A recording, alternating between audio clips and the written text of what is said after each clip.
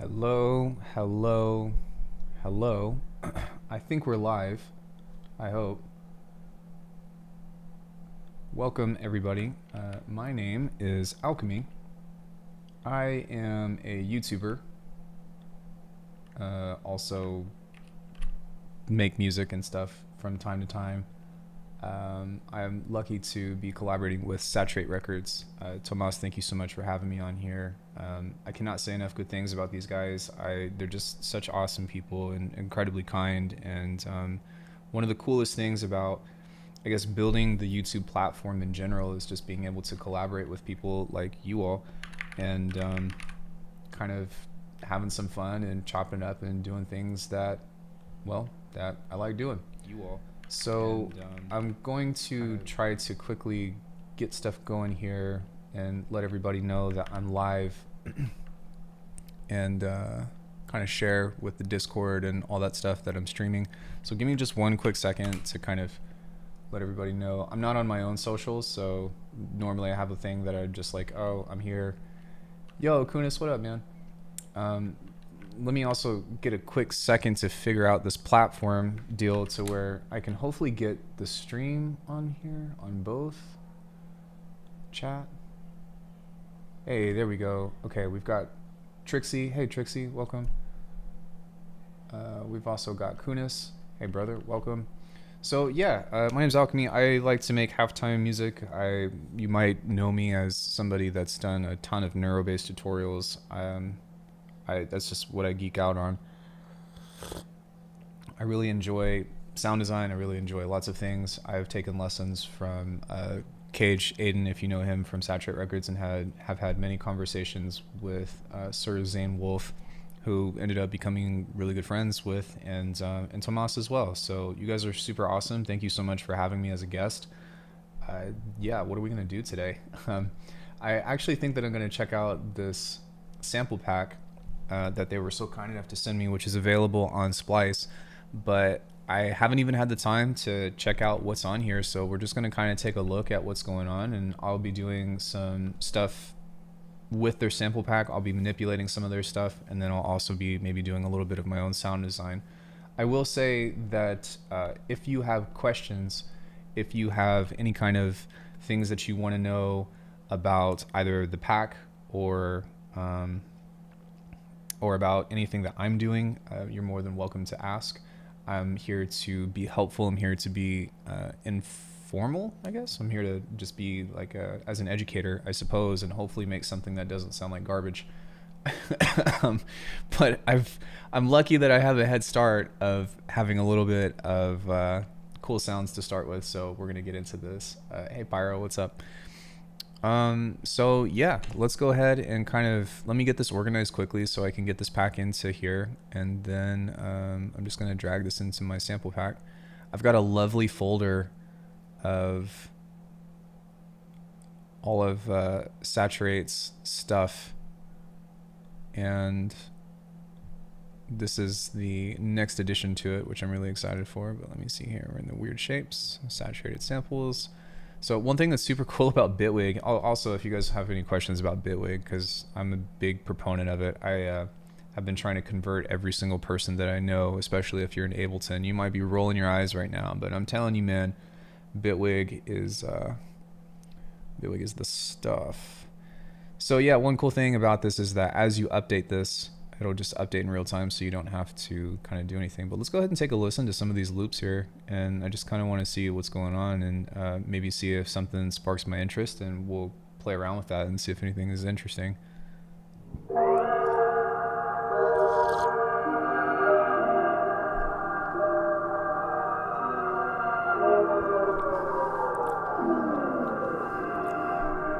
This sounds like something Zane made.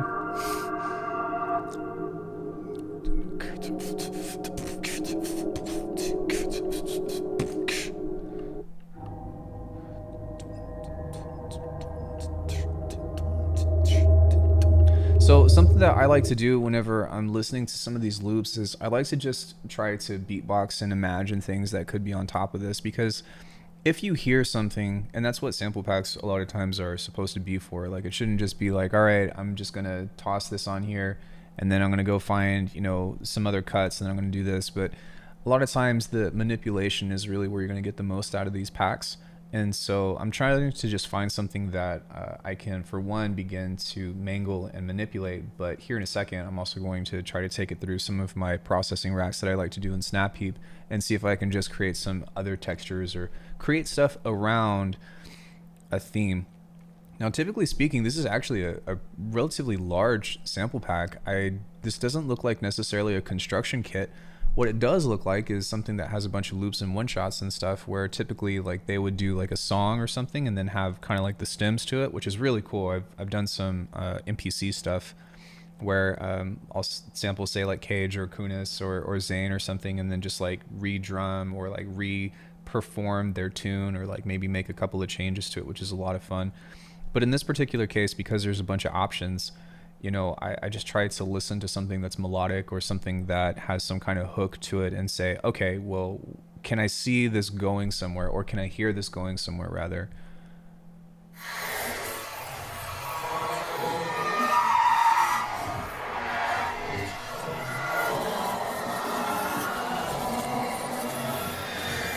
It's evil. I love it.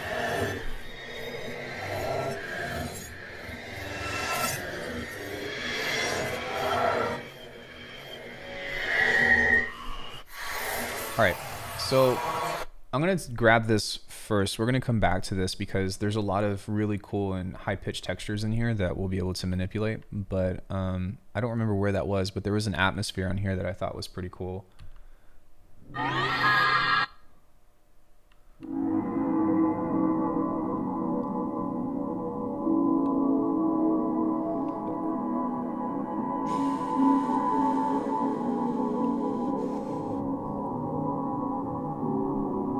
Yeah, these are nice.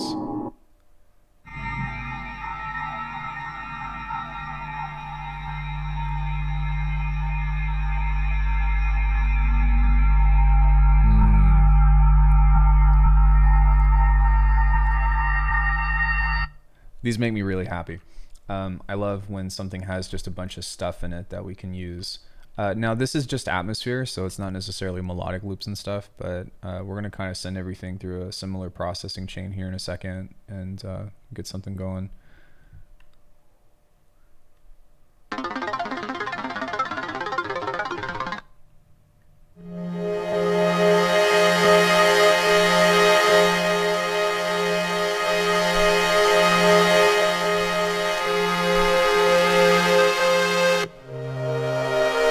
All right, sweet. So what I'm gonna do first is I'm just gonna grab a sampler, and we're gonna pitch this to F minor. I guess just F0 or some, or F3 perhaps. And what I'm gonna do now is just try to find a starting point from this.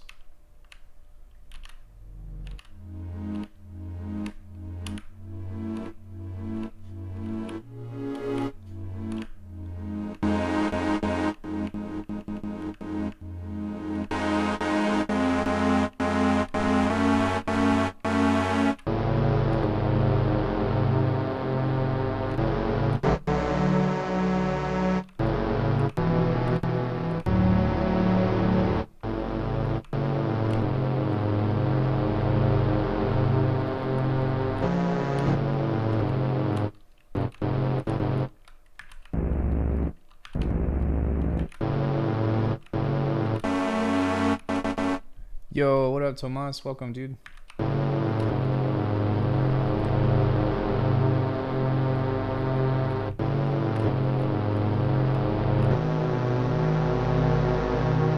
Cool. So we can put that in our pocket now. And I guess like something that I've been doing as of late is trying to work within the session view, or the clip launcher, and some people might be going, how could you? What are you doing? But I've recently posted a video on my own channel where I found this workflow that can sometimes be pretty cool, which is using these clips to get ideas down super fast. And what I've realized is that on one end, especially if you're in Ableton, you lose the moments of like, or you lose the ability to create unique moments between your loops and stuff. Bitwig is a little bit more flexible because you can actually manipulate audio samples within the audio clips themselves. So for example, if I were to just take something like this, I can actually cut this stuff up and be like, all right, well, I want to duplicate this here and mess with this here and be able to, you know, I don't know, whatever of the sort, which is really cool because that means that every clip or every audio event within the clip launcher can be unique in its own right. But even still, there is that flexibility. But I found that if you're able to jot ideas down at a super fast rate, then it's a lot easier for us to like sketch a beat, or it's a lot easier for us to find something that's a little bit more usable, so to speak. So this is in G sharp. And what I think I'm going to do is maybe just use this as an intro or something for a second, but there's so many things that I want to like hop into, so I need to like walk or crawl before I walk. But let's go ahead and create some stuff out of this. Hey, what up, Inspector? We're gonna kind of just toss this through some of my racks and see if we can create some other interesting things. Now, one other thing that I would highly recommend everybody get is this really cool device called the rolling sampler. If you have Edison, or you have what is it called, like M Recorder, I believe, then that's a very helpful thing too. But if you're in Bitwig or Ableton or something that doesn't have an inherent recorder, this thing is freaking magic, because what it does is it's constantly recording that refreshes every 45 seconds, but you can set it up to 10 minutes if you wanted to.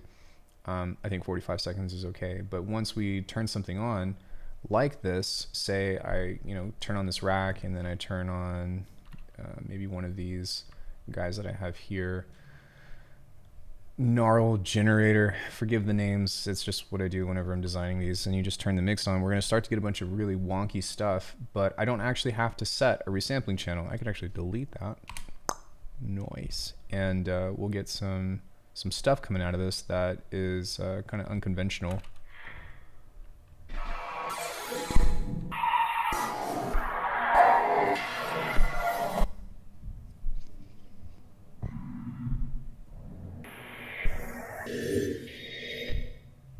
Hey, yo, what's up?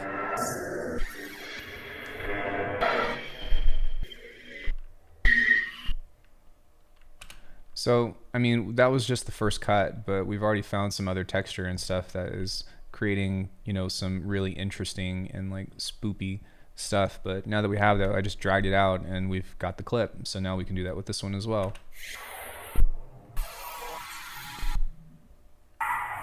Oh, forgive me, that's the same one. So sorry, I meant with this one.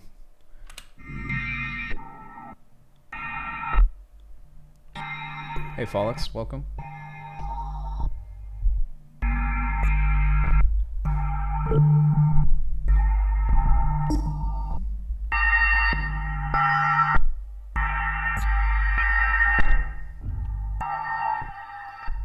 All right, I already heard some really cool stuff in there that we could already use as a riff, arguably. I know these sound designers, and some of these sound designers have taught me things, and something that I love that they do is they make full frequency sounds. And when you take a full frequency sound, that's a rolling sampler. It's like $20 from like Bird in Hand, or I don't know, something about that, but it's a constant recorder that allows you to kind of just do some cool stuff. Yeah, I would highly recommend it. From Bird Up. But yeah, there's some really interesting sounds already within this, and a lot of times if you send a full frequency range impulse or insert, or yeah, we'll just say impulse or whatever, you feed it something that's full frequency, you usually end up getting stuff that's full frequency out of it. So oh, yo, what up, Zane? Yeah, so within this, I mean, we've already kind of recreated something that I think is already like potentially worth creating some kind of riff about. So yeah, like that's already really cool. So I'm gonna see if I can manipulate this a bit and get some kind of loop going in here. Yo, what up, Dash? Welcome, dude. I feel like I haven't seen you in forever. I hope that you're doing awesome. What sample pack is this again? This is the Weird Shapes sample pack. It is available on Splice. There are links in the chat for where to get it. Hold on, let me copy this real quick. Can I chat on Restream? This is in German, so I'm trying to... Yeah, you can. Okay. Yeah, some of this stuff is in German, so I'm like, what? What am I reading here? At least I believe it's in German.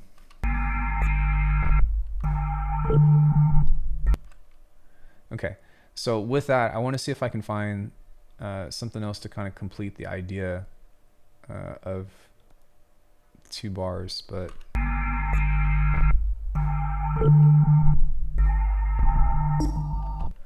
But you can see here that we've already kind of got an interesting loop. So we can do something that's like...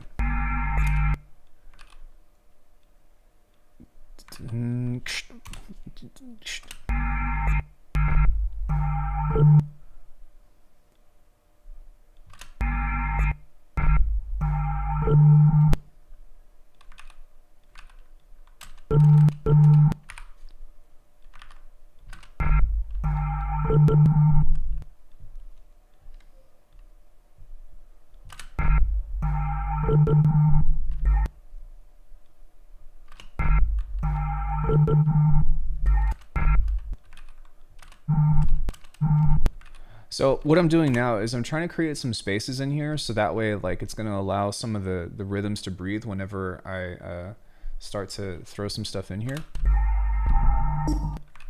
And then maybe what I can do is...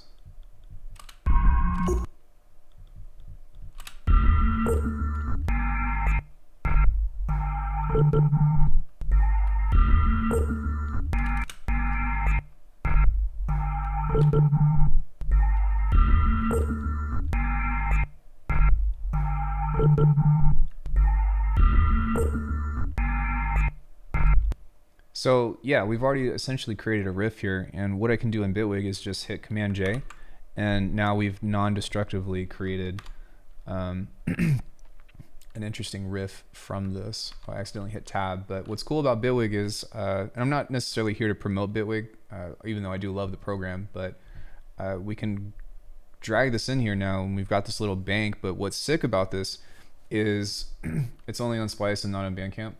However, other sample packs on our Bandcamp, yeah, I mean, they don't really miss. So like the sample packs in general are pretty sick. But what I can do now is I've essentially duplicated this, and now, like I was talking about from before, I can find some different cuts within here to try to see if there's anything else that I can kind of fish through or find a different kind of riff.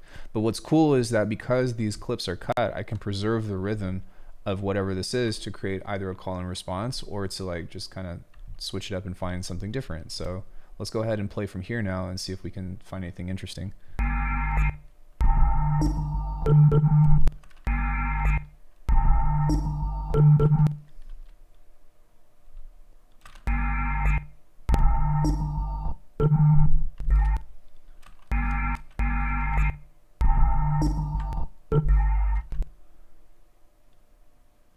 I really just like this blip. It's so cool.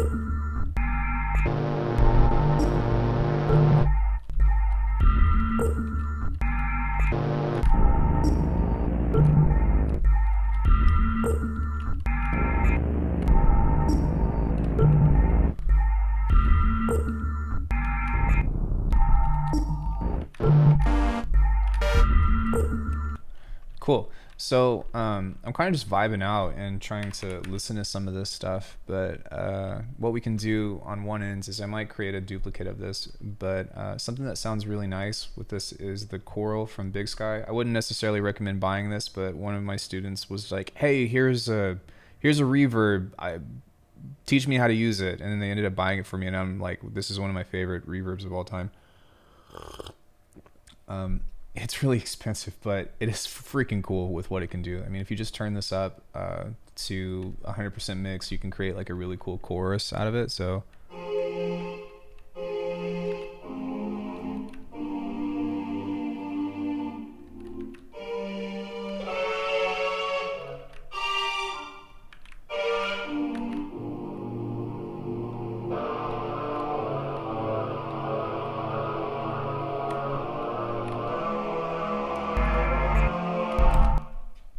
you know, or there's a lot of other things that you can do, but sometimes it's cool to just kind of make this ghostly.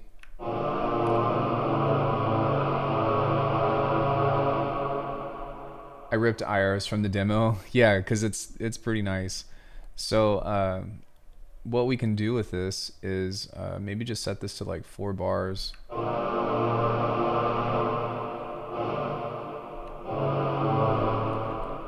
I think this is, yeah. So I probably want to pitch this up.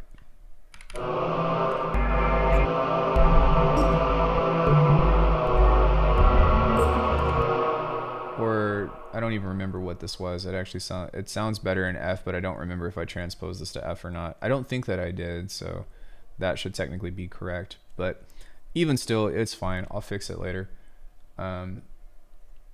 Mastermind Wizard in the Sound of Tomorrow, alckemy.com. Yo, thank you, man. You didn't have to do that. But what you can do, and I wouldn't say that, I also would not say that I'm a wizard. This label in general has some really crazy freaking witch doctors, I would say.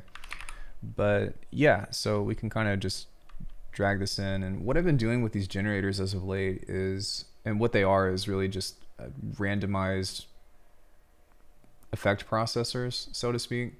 But something that I've been trying not to do as of late is this stuff. So that way it preserves relatively the same pitch, and it allows us to kind of have something that's still going to like be retained within the musical space. So what we can do is turn this on, and I'm going to turn the release up and turn the threshold down a little bit, so that way it doesn't get like super insane.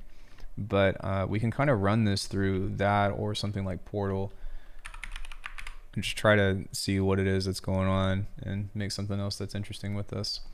I've got this default preset on here, and I usually just kind of defer to that because it usually ends up using the stuff that I like doing. And Portal is a granular effect. What's cool about it is that it will rhythmically repeat the grains, or it can rhythmically repeat the grains. So if you set this to like 1/2, I set that to initial, sorry. If we go to the default, you set this to like 1/2, and everything else is kind of set to like 1/2, then it's going to repeat every half bar into something a little bit different. So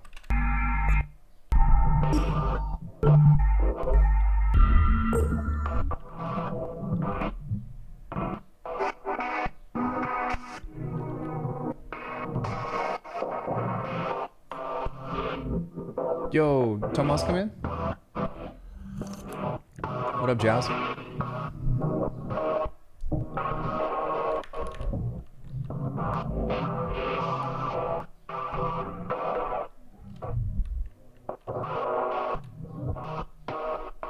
We can also take turns moving this around.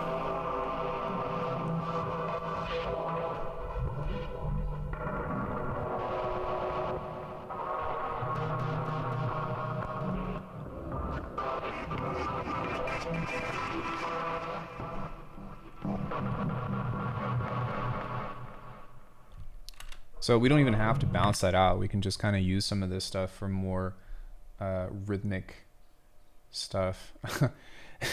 It's like one of those Spider-Man instances where they're both pointing at each other. Who's who? So yeah, now that we have something, oh shit, sorry. But now that we have something like that, we've just got more stuff to play with. And that's kind of like what I've been having a lot of fun with, is as opposed to being like, yo, I got to commit to one single idea. I think that it's a lot more imperative to just kind of play around with different possibilities.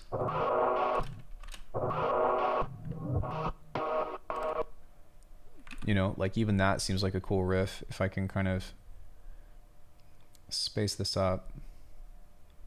And again, it shouldn't really matter what key it's in, because we can always transpose it. So it's just a matter, like, what I find to be most important is like the quality of timbre and then also the rhythmic aspect of it. And that's one of the most important things I would say that Cage or Aiden, even Zane as well. We've had several conversations about that on the channel, but about finding rhythm. It's always about the rhythm, because once you have a rhythm, then you can replace it with any sound, and as long as the groove is there, then you find something that's relatively infectious, and that's where you get into like the cool stuff, you know. So, you know, if I were to just kind of find some cuts here, kind of like so, and do the similar thing that we did with creating these little guys.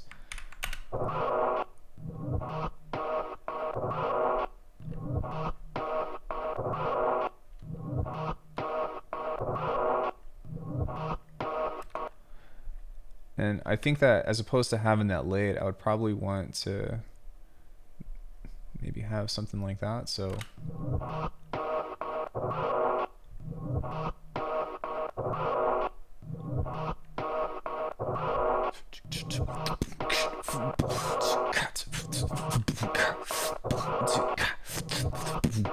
right. So that sometimes can be something that is incredibly like inspiring as well. And that's really what it is just finding different sounds like this that become inspiring to you. And I know that we haven't really even gotten into like making a tune yet or anything, but this is where it starts. Like, this is how I like to conceive ideas or try to conceive different possibilities about where a tune could go, and that's what sample packs do in general. And I would say, like, I wouldn't necessarily even say like I'm super advanced at music production and stuff. I've spent a lot of time in sound design, but composition is a whole different beast, which is why I still, you know, pay people like Aiden and offer to give those people any kind of investment that I can, because anybody that is willing to invest in you, you should be willing to invest in them. But, you know, talking about these compositional things and talking about how to start to hear things that inspire you. So my point with that was that even though I would say that I'm kind of an intermediate composer, I've been doing sound design for quite a bit, these sample packs have a tier list about how they scale. And this can be said for any sample pack. I particularly enjoy the aesthetic of everything that comes from Saturate Records. I've submitted and tried to, you know, do a bunch of my own stuff to hopefully one day get on the label. But I really enjoy the aesthetic about the sounds that they make. And so from that, from having direct access to the artists that inspire you, is the next step towards figuring out how to create music like them. Now, there's a trap with that, and I'm sorry if I'm getting into philosophy and stuff, because I don't necessarily think that, like, from a sound design perspective, you should always chase that, because that leads down a crazy rabbit hole. But what's really cool is on the verse of that, if you have all the sounds already at your disposal from, say, your favorite artists, you know, say as Cage or you know, Kunis or Zane, or, you know, anybody that's on the label, Muzu, all those guys, and they have a pack that has a bunch of stuff that's directly from them, well, then it's up to you to create the compositions. So I like to personally, now where I'm at, make this stuff my own. But if you're a beginner, you absolutely can just take these sample packs and be like, all right, well, let's layer this, let's layer this, let's layer this, and you know, get something going together and then figure out how to make it your own. I don't know if that makes sense or not, but what I'm saying is you can literally take a loop that's musical, then you can take a bass loop, then you can take a drum loop, and you can start to play around with that, because at the end of the day, there's going to be a point where I get past all this sound design and I'm putting loops together. So if you have a head start with people that are way beyond your skill level as far as from a sound design perspective, and you enjoy those things, this is an amazing learning tool for which you can use to help propel your own creativity, but also like get one step closer to building an imagination towards the sounds that you like to hear. You could also argue that you could do, like, you know, reverse engineering and try to copy the sounds or whatever. You know, I've got plenty of stuff from Cage and Zane that I've taken a look at. I've done this with countless artists, Noise and Chi, and been like, how do I make this snare? And there's definitely all that as well. But when somebody puts out a selection of sounds, I guess what I'm trying to relay is, like, it's important to understand, like, you don't have to go very far to use it, but also understand the depth about what you can get out of a sample pack and why it's somewhat personal when people release that kind of stuff. So, hey, LWCUW111. Did I say hi to everybody? I did say hi to Jazz, and Kunis is in here and all that. But yeah, so I mean, I guess in essence, from creating loops and all that, we can kind of just add that to our bank. And I'm not really concerned about like mixing or anything at this point. These are just, I guess I already did that, but these are just different ideas in which to play with. And like I said, once you get into this, then you can totally change this up. So we can launch this one and get into here and start to change different rhythms of this, or change the different sample placements, whatever you would call that. But you know, we can also pitch this.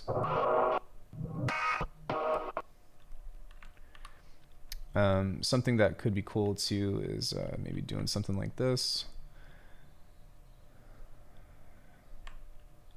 And we can move this off just a little bit. And I'm just going to make this part a little bit late. And now that I have this, I'm just going to highlight this here and then duplicate that. So that way everything, this one's on time, this one's a little bit off, but it creates a little bit more of a swing. Okay, now the reason why that did that all weird is because we have a global shuffle on here, which would be, it's similar to a groove pull, except it's like a global groove. So you can just turn that off, and now we can see if that's gonna.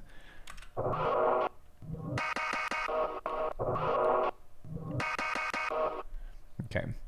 Dun dun dun dun dun. But dun dun dun dun dun dun dun dun.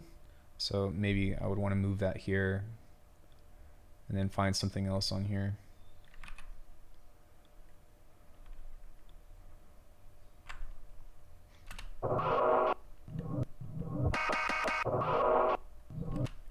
Yo, what up? 810-58105.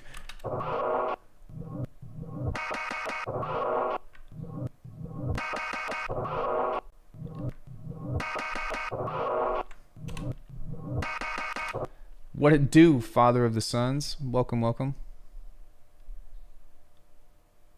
Okay, so I want this to be just a little bit more off, but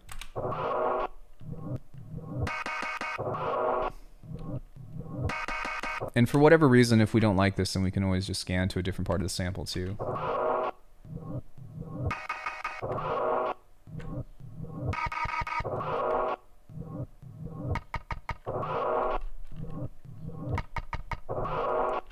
Cool. So yeah, I could do this forever, just because it's fun to, you know, remake loops and do stuff from these ideas. I think that there was something else in here that I wanted to pull out though that I thought was really cool. So let me just very quickly take a quick listen through some of this other stuff and see if there's anything that jumps out at me.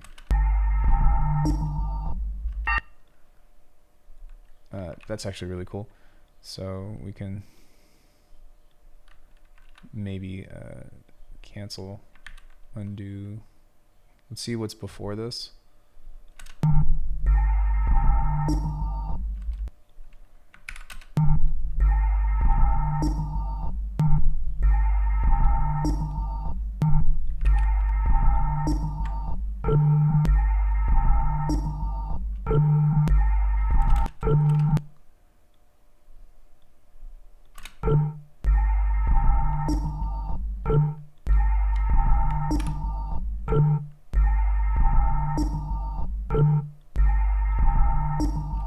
So essentially, if we were to make a beat in theory, and this is something that I've been taking inspiration from SATURATE from, and by no means he hasn't shown me anything, and I don't know him or anything, but just something as a means of that I've been trying to take inspiration from, is like really creating all these different loop ideas and stuff and being like, okay, well, how can I make some of this stuff make sense?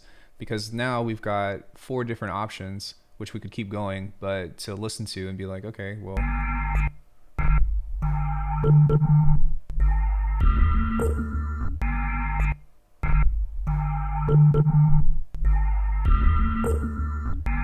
then from something there, right, we could transition into any of these other, like, I'm not going to go through all of them, but we can transition into something else of the sort. So let's go ahead and see what else is in here.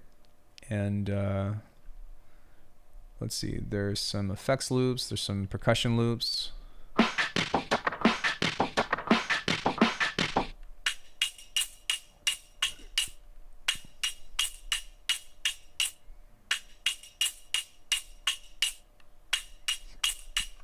That's really nice.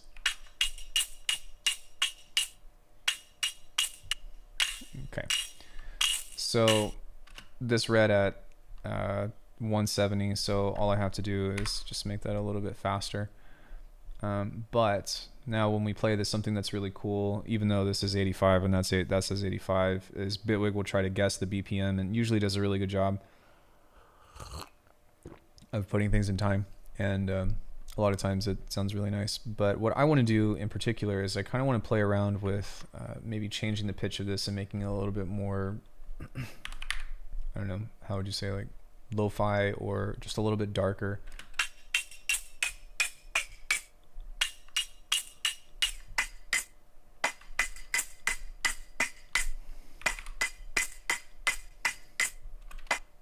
So I really like the shaker aspect of this, but I'm going to try to take out whatever tonal element is in here.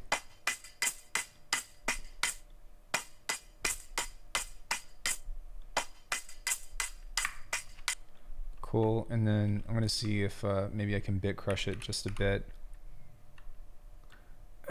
I like to use the kilohertz stuff. Honestly, if you have the kilohertz suite, it's like 90% of what you need. But whenever I do bit crushing, I usually just leave the sample rate where it is and just crush the bits.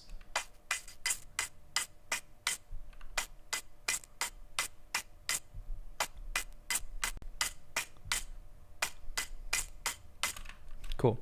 So now that we have something like that, I'm going to break this up, excuse me, and try to create my own rhythm out of this. So let's go ahead and see if I can use these pieces here.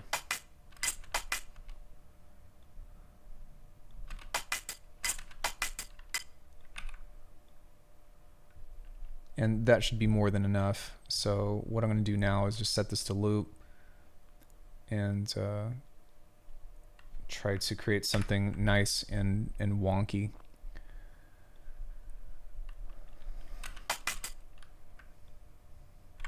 Sometimes just by moving the sample off is a really helpful thing to do. And there's a couple of different ways to do this. So like if you wanted to, you can grab the entire clip and move this off like that. Or if you just want to, like, you know that you want something to be like on a 16th pattern, but you don't want to like mess with the grid, then you can make copies of this and have the clips themselves be in time. Or yeah, and then you can kind of just scrub through the sample. Sorry, that was a really sibilant sound, but you can scrub through the sample to try to make stuff a little bit later or earlier if you want to. So generally when I do stuff like this, I try to have like one hit on the grid and then one maybe off, so that way it creates a nice little like, or you know, you can even do like something that's a little bit more straight and then make one super late. So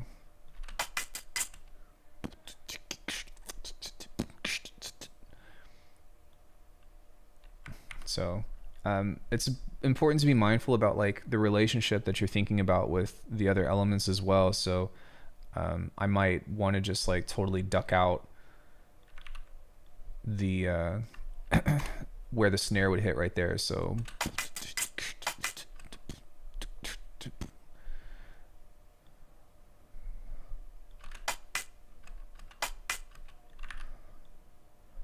then maybe we can kind of, and some of this stuff is by feel and you just kind of have to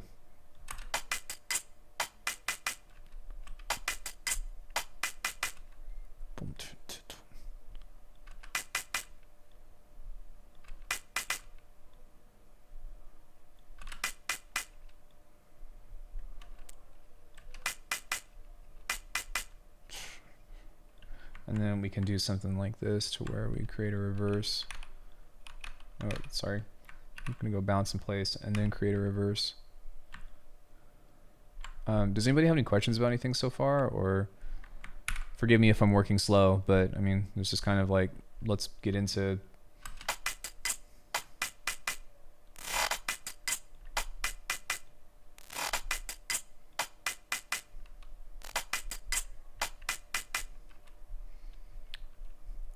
So now we can also play with some pitching here.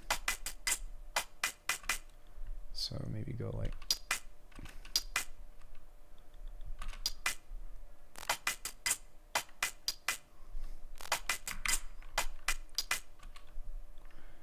And now we've got a little percussive layer. And what's cool is now that we start to build these things, for one, it cleans up the timeline whenever we're ready, because we can kind of just like move everything off. But we can immediately start auditioning this to see if it sounds any good with the other stuff that we're making. And sometimes that could be super fun. So I can push this a little bit late and play these, I guess, together. Let me turn the groove off because I'm sure that that just made a groove, but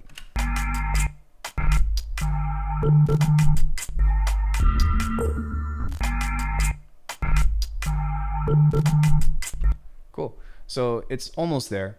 That second half of this is Bitwig Studio. I want this to kind of match. So what I'm going to do is go I'm going to cut this here and move this over here, kind of like so.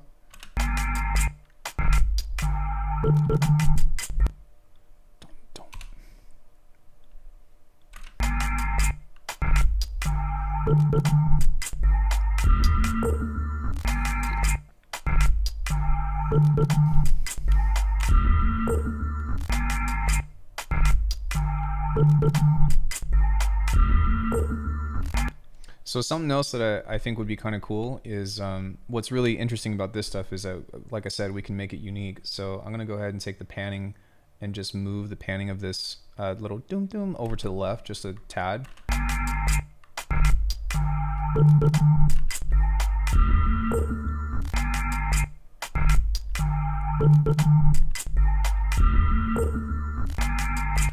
That's like super cool because you can yeah, like just make this stuff like super unique and all that. Let's go ahead and see what else we got over here.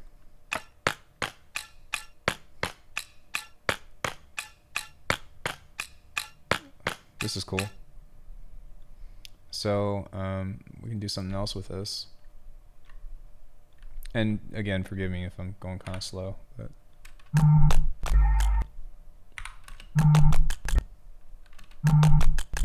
so something else that you could do if you're feeling super lazy is you can cut this up like this.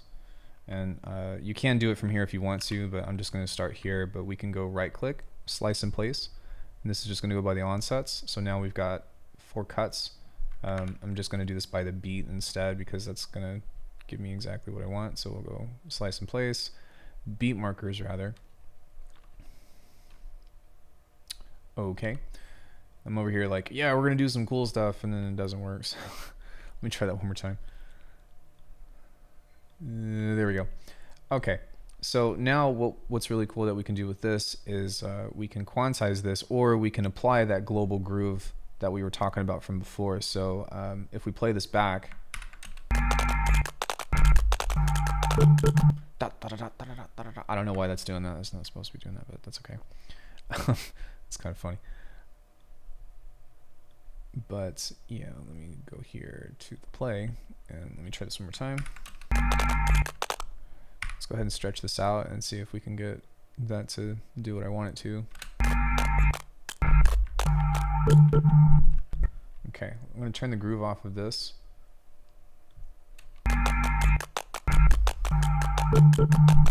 There we go. Okay, so the other groove that I had in the first place was the reason why it sounded all fucked up, but I'll go ahead and showcase that. So we can adjust the shuffle here in the accent. Yo, what up, Arkin and Skarig?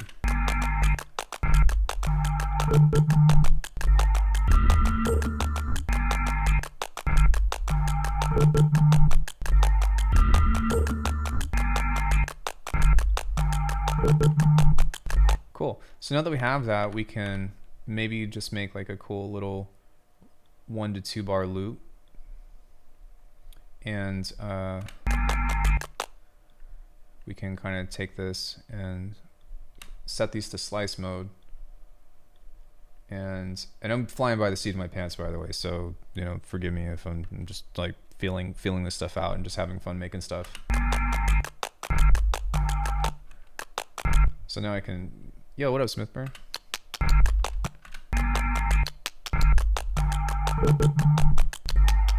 Sick.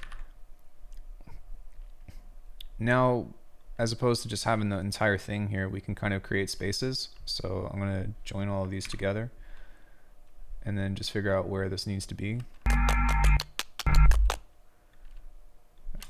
Syncopation is key.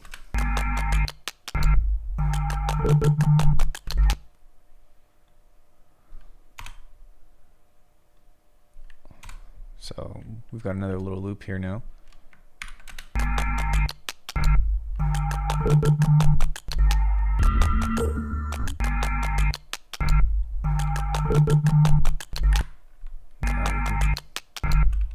Cool.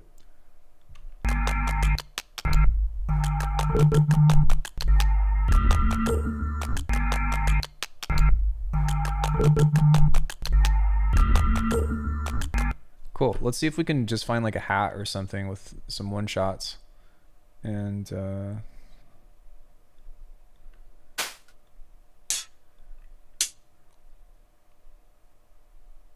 yeah, now we can kind of just find some other stuff here. So we can go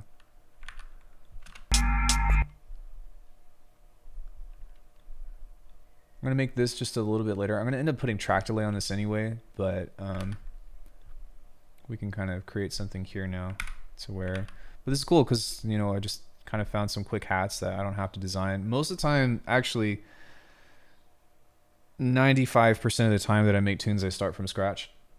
Off my work truck, just living the dream. That's terrible. But yeah, I don't have to because I've got cool sounds to work with today, so.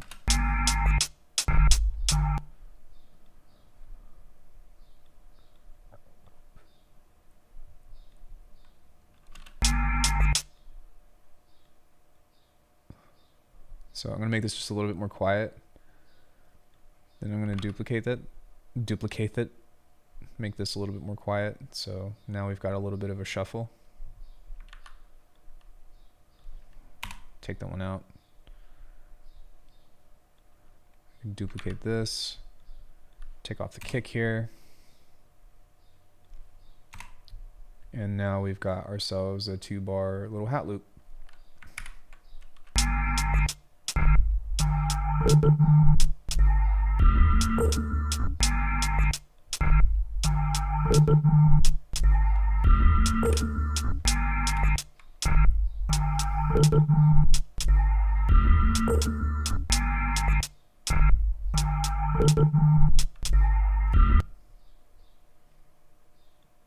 So I'm going to move this over just a little bit.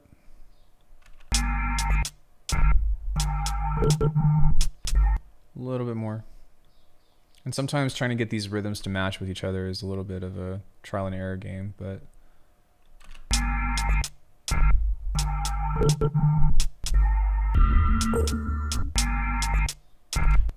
yeah, that's dope, dude. Arkin is a supportive of me as well, and that's really cool to see you being able to be here for both. So thank you, dude. Really appreciate it. Yeah. So yeah, now that we have that, we can find some other stuff. We've got kicks and percussions and snares and all that. So I guess we'll find whatever we got here.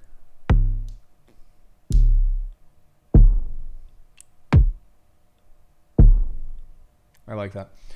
I typically don't do this, but I've been doing it as of late where I will just make a drum rack of the fundamentals. So of just a kick and snare. If I were in something like Ableton, it would be a big deal because you'd kind of be confined to, like committing to either MIDI or audio. Hold on one second.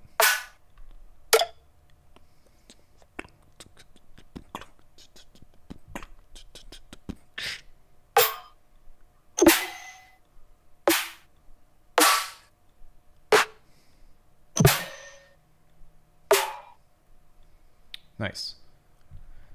So, yo, what up, Winter? Hey, Gloom. Oh, shit, what up, Philippe? So, yeah, but because of the way that, like, hybrid workflows and stuff, we can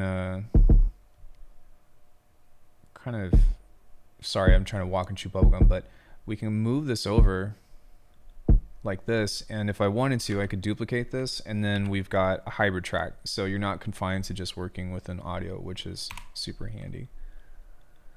Super duper handy.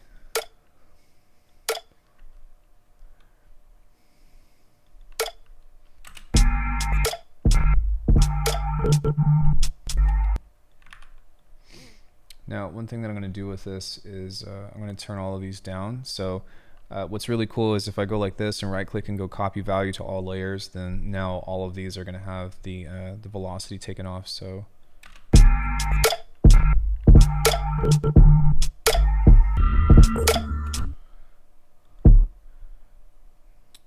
this is a little bit too swung, so I'm going to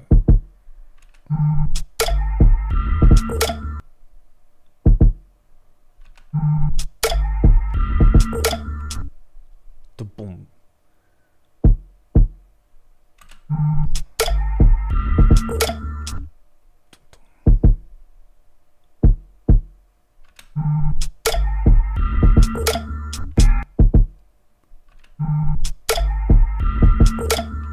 There we go. So we can move this over now. I'm going to join this. And then go here. I'm going to grab a time shift, which is the Bitwig equivalent to track delay. And on this one and this one, I'm going to make these snares hit just a little bit earlier, so that will hopefully give us a little bit of swing.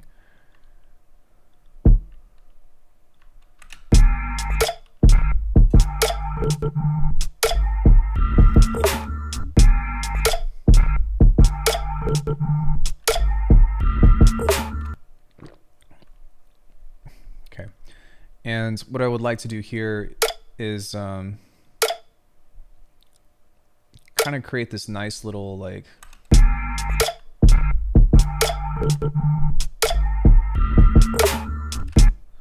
needs to be a little bit earlier, so let's see if we can.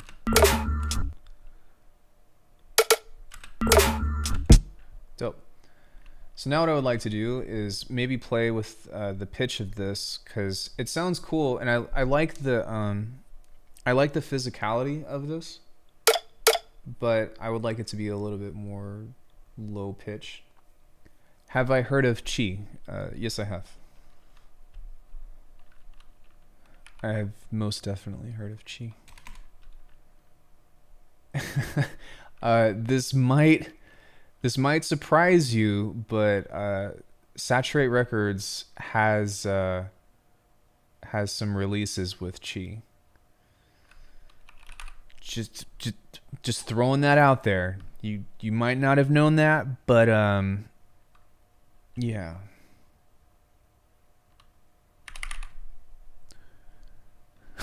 How big of a Chi fan are you really? No, I'm just kidding. That's kind of funny though.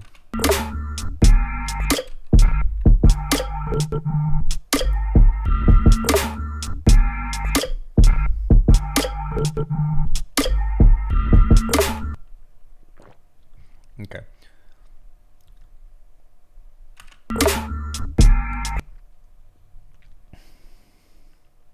So I'm going to cut this here and try to create some space here as well. So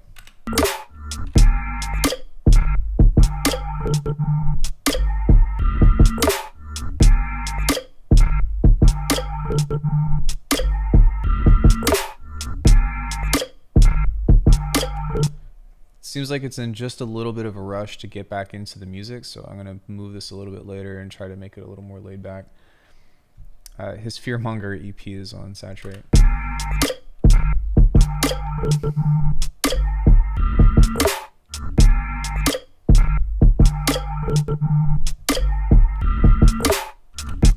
So what's really cool about this now as well is maybe I can find some other melodic loops.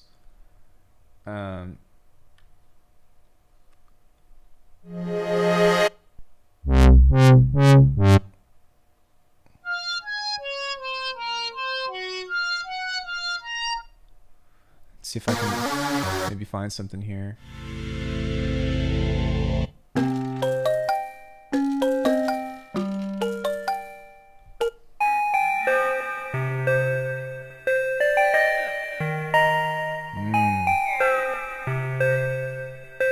So what's really cool about this as well, and something that I think is really important, is that you don't have to just like pick one melodic loop. Like you can use the whole thing, the whole shebang, which I'm not necessarily like, that's not necessarily my goal with today, but more so just as a means of like, it's a fun challenge. Someone else was like, yo, make something with the sample pack. And I'm like, sure, shit, okay. That's super fun. But what we can do is we can just transpose this to C sharp, D sharp, E, F sharp, G, 7. Something of the sort. And we can start to see if this fits, or maybe certain pieces of this fit within this tune. So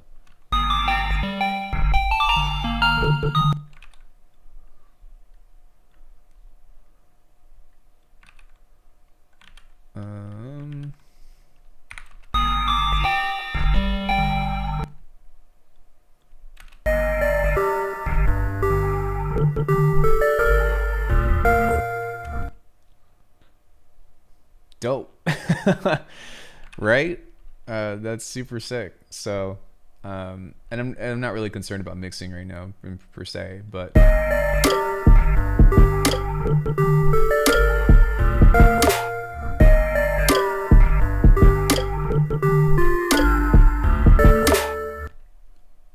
just kind of worked out, which is kind of cool.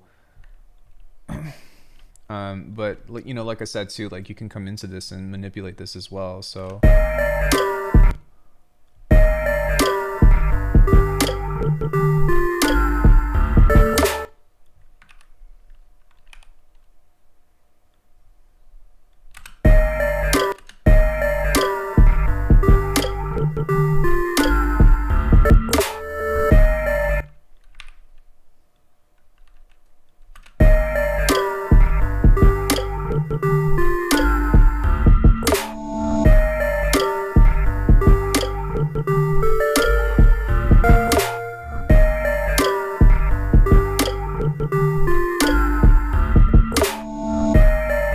to make a video for my workflow in Sample Lab. I feel like it would fit what you're doing right now with the way that I'm using samples. I don't feel like I'm doing necessarily anything unique with samples, but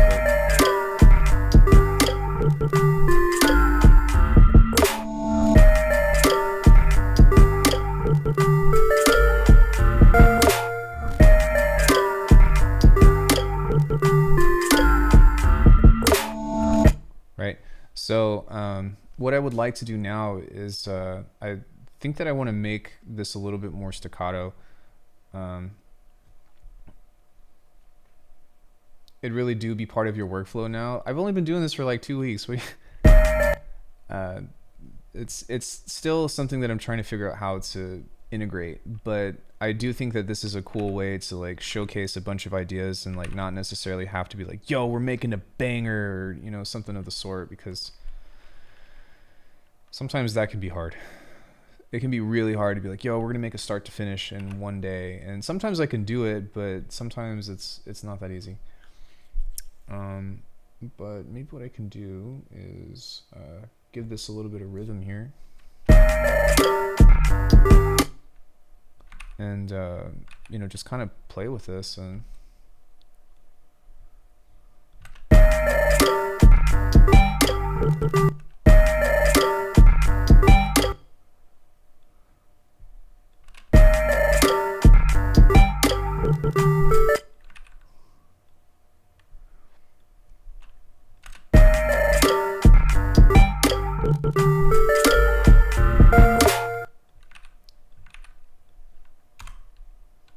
oops.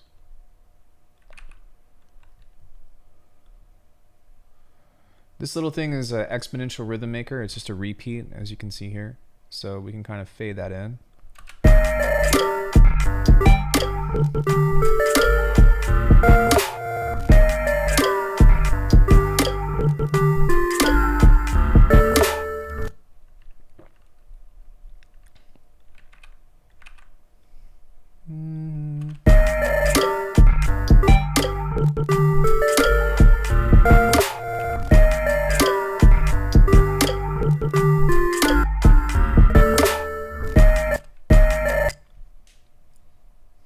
So, yeah, I mean, really, when it comes into this kind of stuff, it's kind of doing the same thing as we would on the timeline, which is just kind of chopping.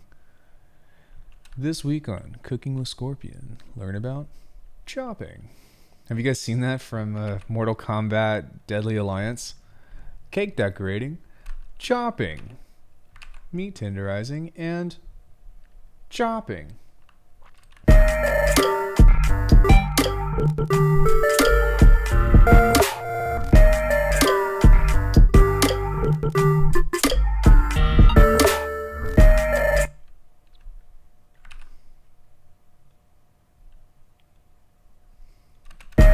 Yeah, so we've got another layer to that, to where, you know,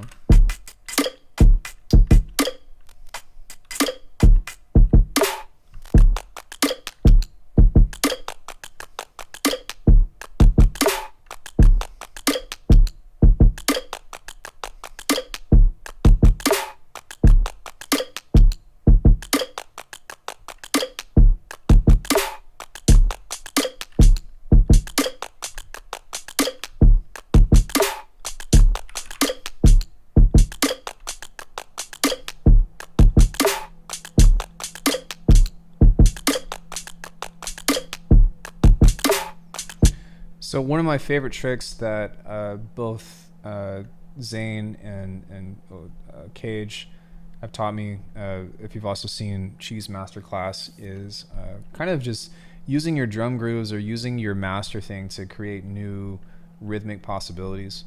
And the way that I've seen them do it typically is by using trash and stuff, but the way that I do it is I like to use my generators and stuff. And I know that this seems a lot like, oh, let me pull up a generator, but like you have to realize I've made like thousands of these, maybe not thousands of these, but hundreds of these. So this is a really big staple in my sound design stuff. But I try to do it with intent, so knowing that I'm going to be going for something in particular is extremely helpful. But yeah, we still have that rolling sampler that's going on here, so when I'm ready, I can kind of just like find some stuff and then pull it out here. So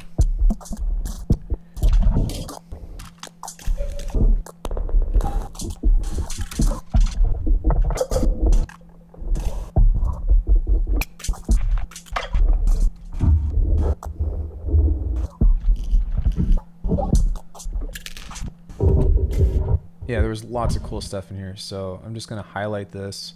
And there's a couple of things that I heard in particular that I want to try to pull out.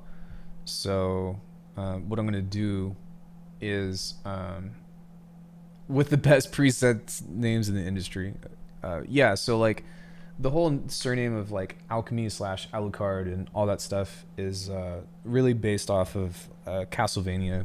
And a lot of the tunes that I make and a lot of the sounds that I make are based off of like the Bisteri from Creatures and all that, to where I like to think that I'm like reanimating, you know, some kind of half decayed zombie skeleton wolf thingamabobber. And a lot of times that kind of drives like the aesthetic behind the sounds that I like to make. I feel like that was super redundant, but that was the best I could do at the time. So yeah, we also come up with plenty of monster names and stuff. Yeah, and actually a lot of times chat helps me out too, with coming up with stuff. I'm like, hey, does anybody, because most of the time I do this from scratch on my own thing, but I don't really feel like that's all that helpful for today, since that's not what today is about. But yeah, we have a good time.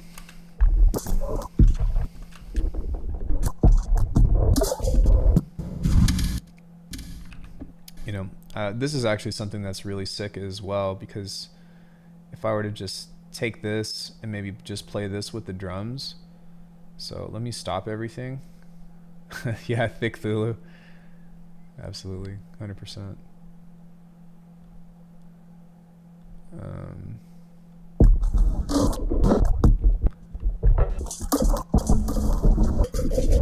Oh, I still got this going on, so.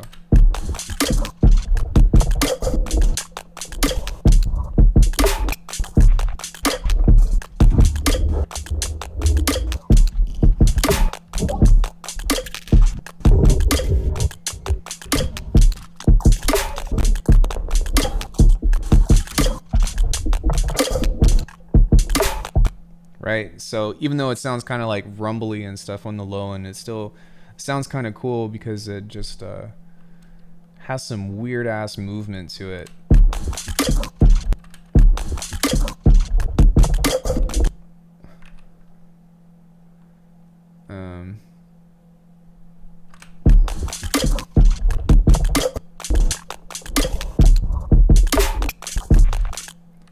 And I would say even that could probably be its own thing right there. So we could probably break this up.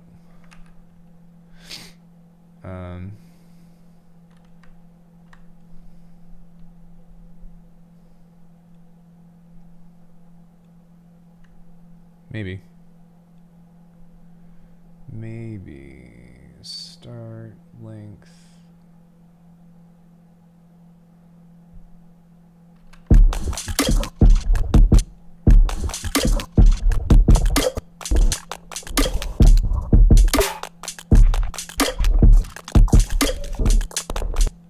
I don't know what's going on there, but it's being kind of funky, so I'm just going to drag this back out and figure out where that's supposed to be.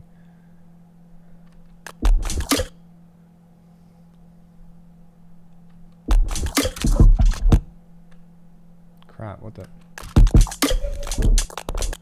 I don't know what's going on here. Let me try that one more time.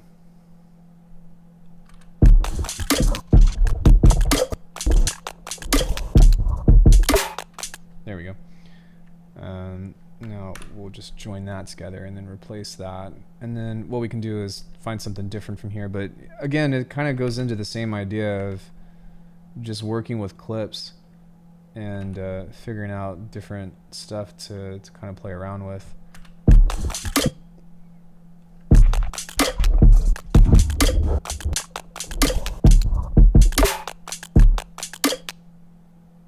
Like even that idea is super cool, so we can Command J perhaps, or just move this here,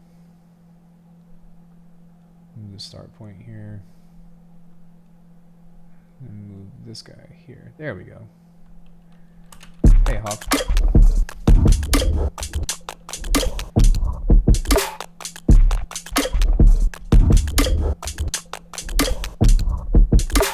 And then it might even be cool to do this.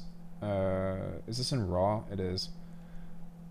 I can switch this to like HD and then set this to like.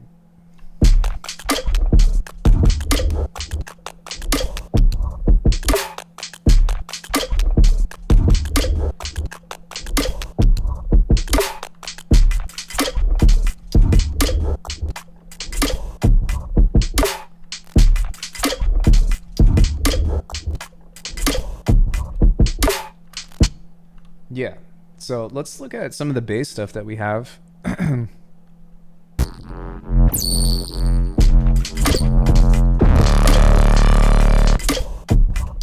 Cool.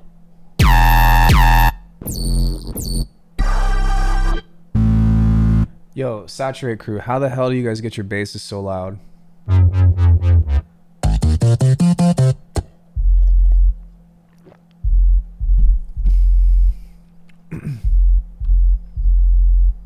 This will actually work perfectly. What is this in? It's an F.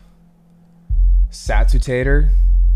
Dude, I have a saturator. It's not the same. It's not the same. It's not. Sorry, I shouldn't be doing that accent, but it's not. So yeah, let's just see what that sounds like.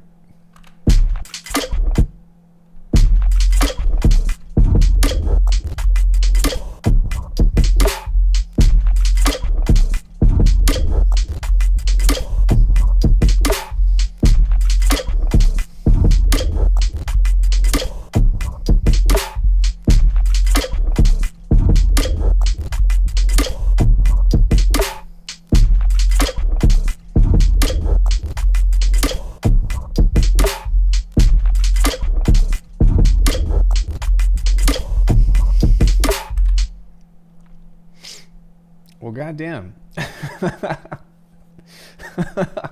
That was easy.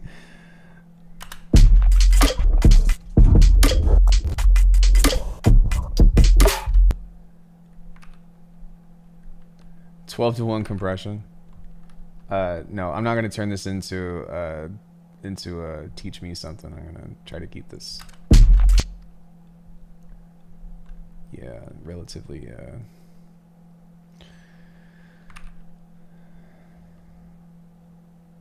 So we can grab this little guy right here and go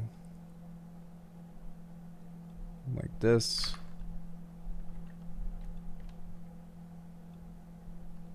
I was late. I was late. Late again. So what we can do here is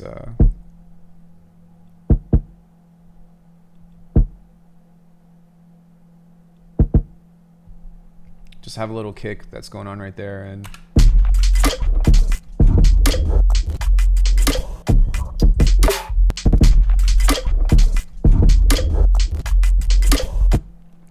sick. We don't have any side chaining going on yet, but that's okay.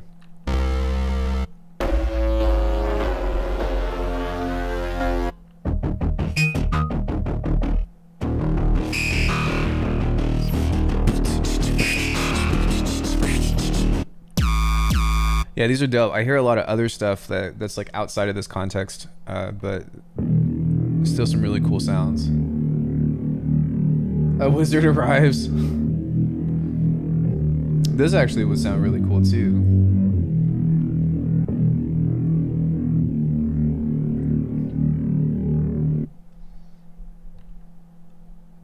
So what I can do is kind of switch that around.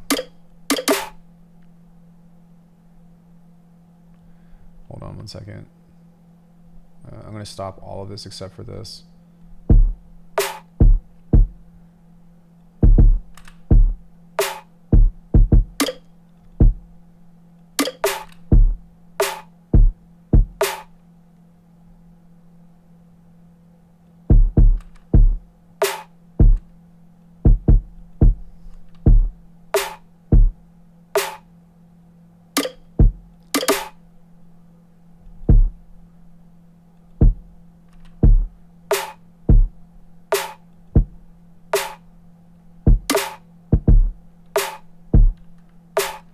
Yeah, so when you've got like a sustained type of sounds, why are the tracks redlining? They're not. There's a saturator over here.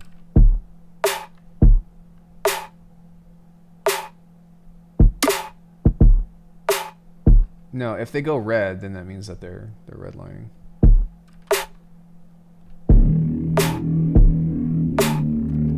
Oh shit. I'm gonna pull this back out because I forgot to time stretch it correctly.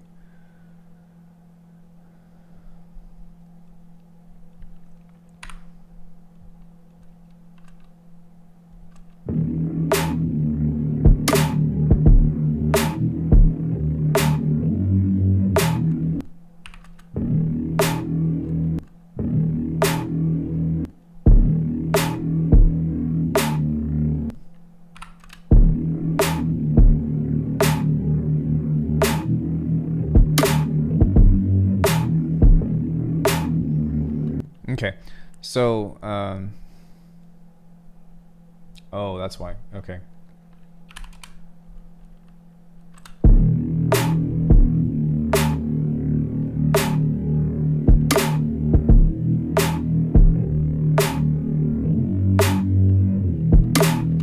There we go.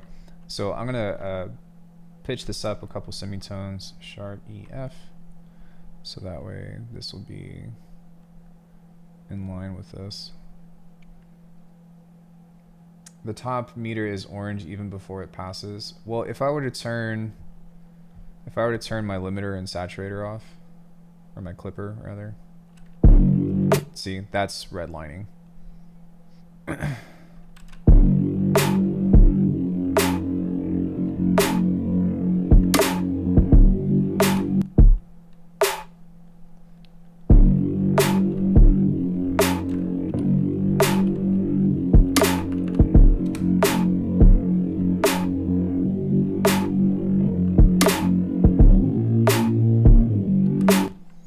Sure what's going on there, but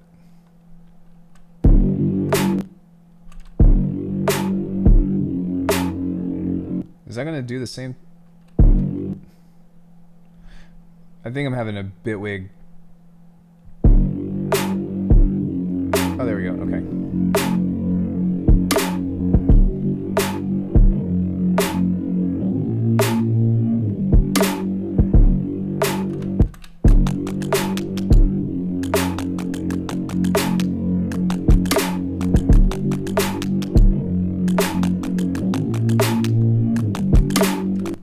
Nice. Okay.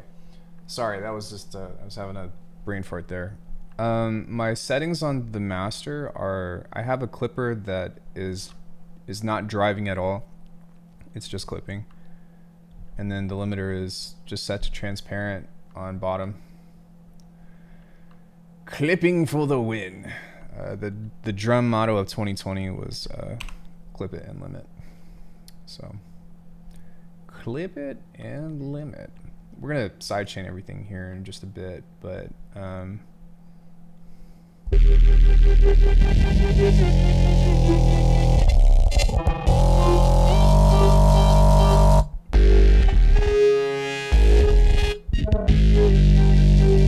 it's super sick. Yeah, I love to hear loops like that and stuff because it makes it really easy to think about like what kind of drums come with this. And like even if you're not producing at the moment or you're just going through a sample pack, something that inspires your imagination is sometimes incredibly helpful because just a small tangent here, but you know, when you hear something like this, if I were to just listen to this, I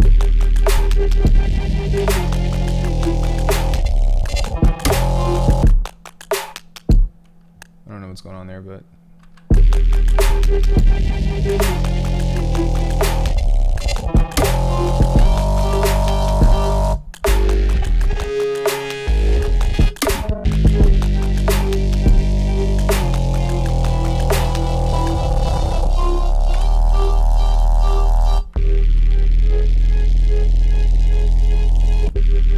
so within this, like I've got my own like drum that I'm hearing with this, but if I were to turn this down by quite a bit, you know, one thing that I like to do a lot if I hear specific like sounds or whatever, and this is just a means that could be helpful to you all. It's not necessarily something that you should do per se, but I don't know if this is going to work. I'm going to try to see if this is going to work, but if the audio goes awry, let me know, but hopefully this is going to be okay.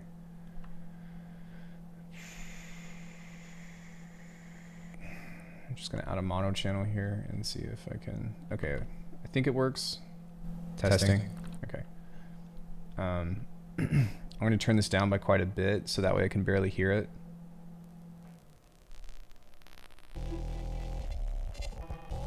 Okay.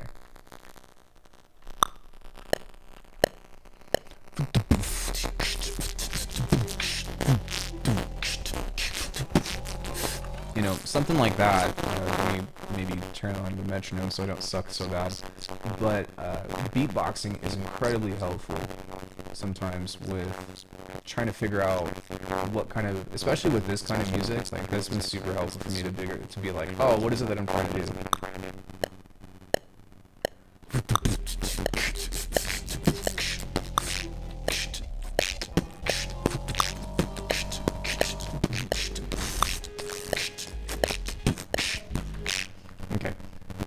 So the audio's crackling. So let me see if I can fix that.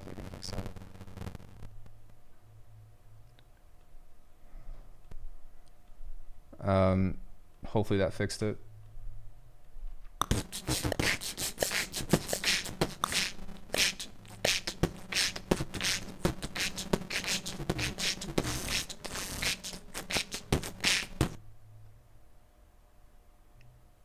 Is it really bad?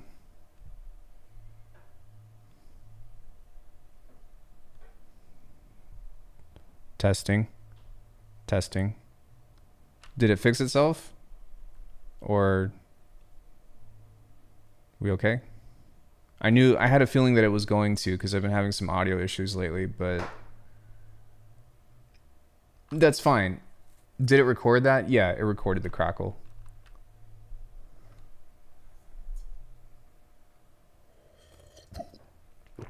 What are you talking about? I did that on purpose. The heck you all mean? After I changed the mic input, yeah, I figured. I don't really know what's been going on with my audio, but Bitwig has just not been playing nicely with my interface. It works with Ableton. It does not work with Bitwig. But, you know, from there, we kind of have this idea now, right, of using this as a means to like have a jump off point or a source of inspiration, because I'll know that I want to make some kind of beat like that. Built-in distortion effects.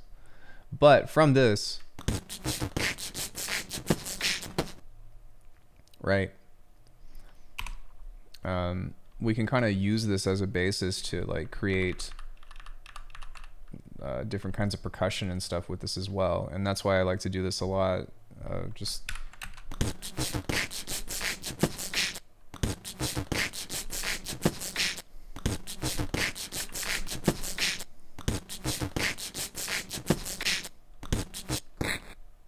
I mean, shit, it's already, you know.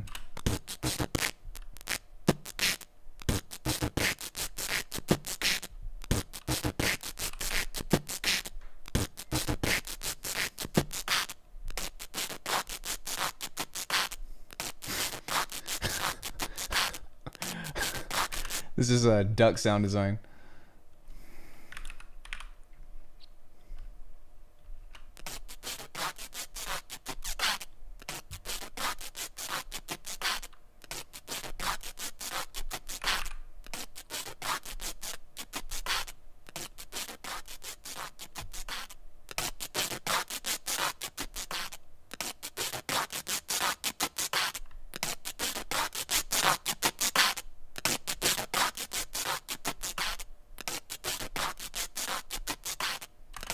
Yeah, so we could try to save this by adding just a touch of convolution to this.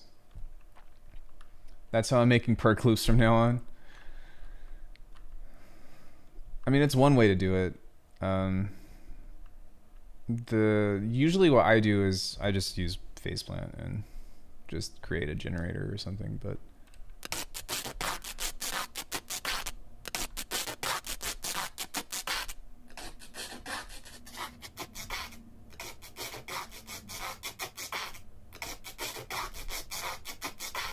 so what I'm going to do now is see if I can create like a really hard gate on it.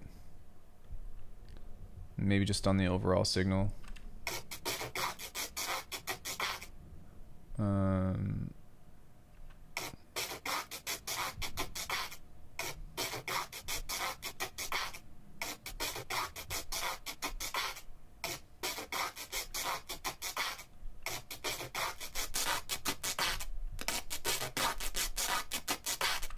And now what we can do is put some OTT on it or something. I like to use this for OTT just because I can just take a dynamics and just do this.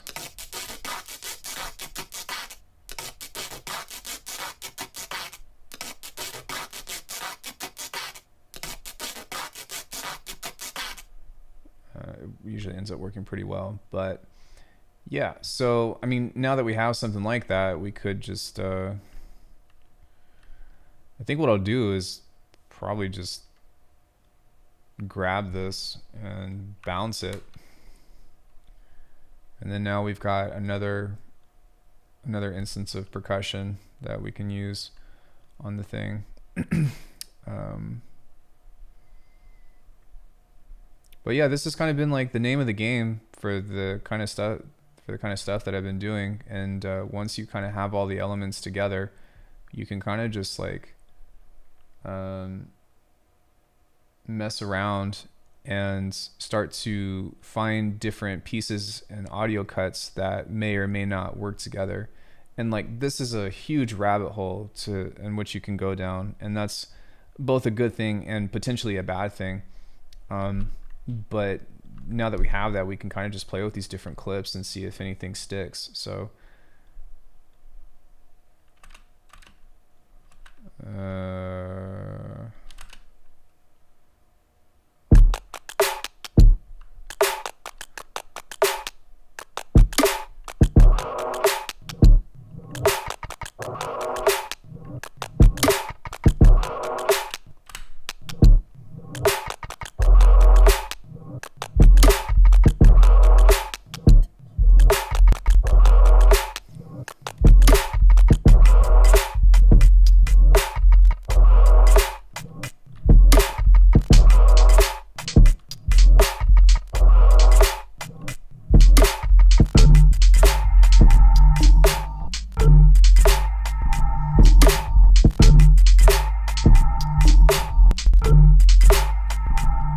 This one's freaking cool.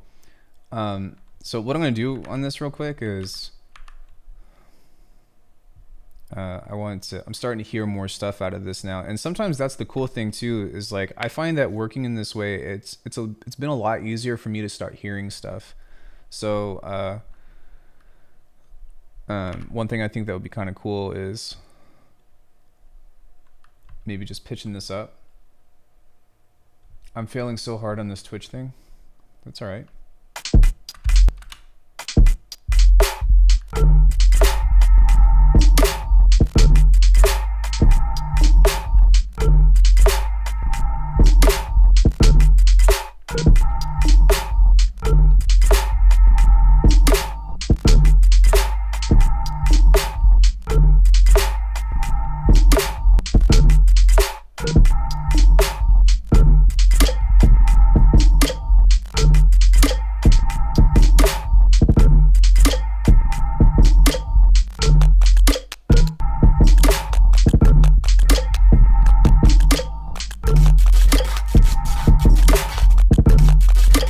Right, so you know, you can find some really cool stuff like this, and it's really easy to, you know, get some ideas and whatnot going. I'm gonna see if I can cut these up and slice and place at the onsets, and then maybe quantize these because they're a little bit off. So let's go quantize.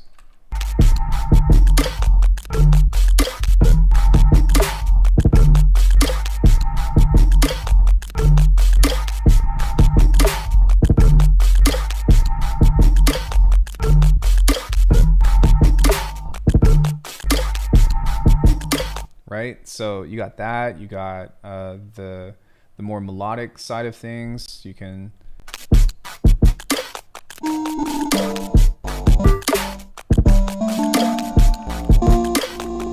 okay.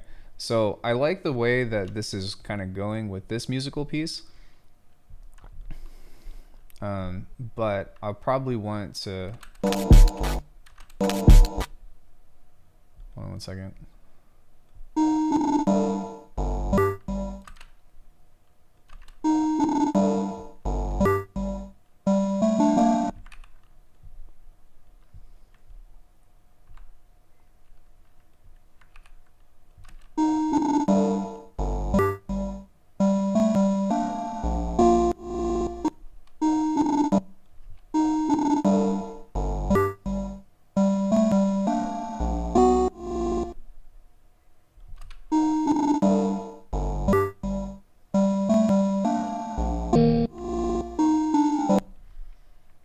Maybe I can kind of just fade that in. And I mean, there's a lot of different things that we can do with this, but fuck, I think I did. Yeah, I did. Okay. I meant to move these over here and make this one unique, so.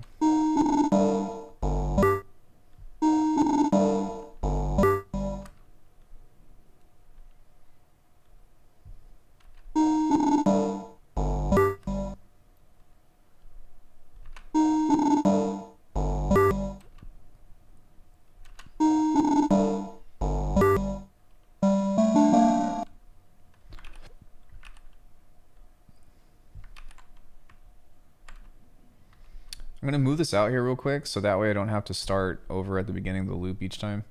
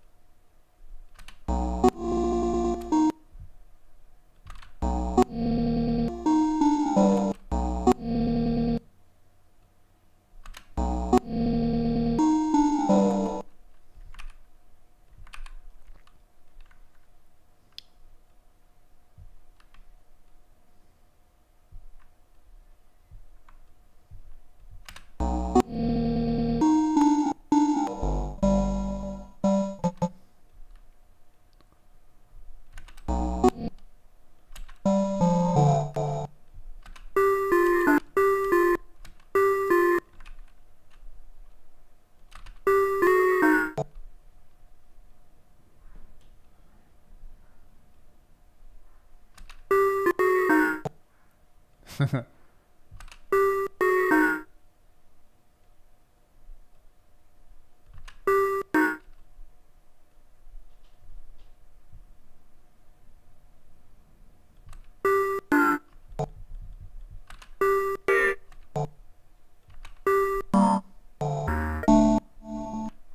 we go. So now we've got another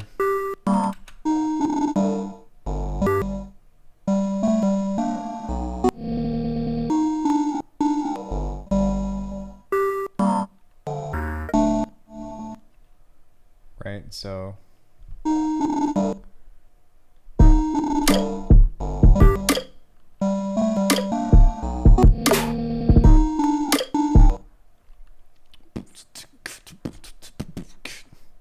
we can even do a third variation with this if we wanted to.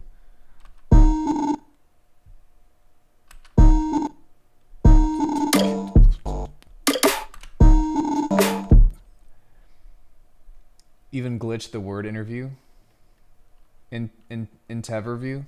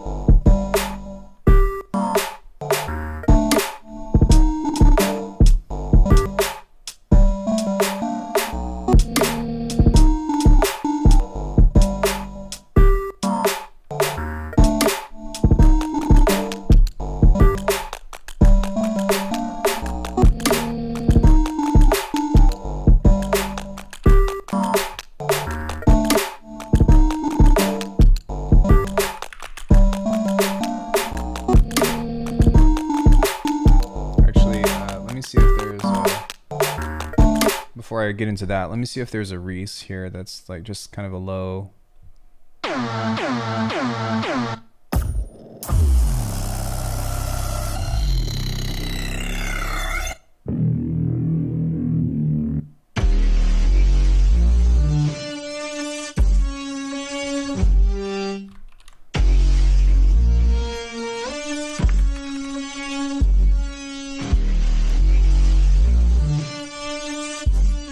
So I can just take a piece from this, and it doesn't really matter how you get to it. It's just a matter of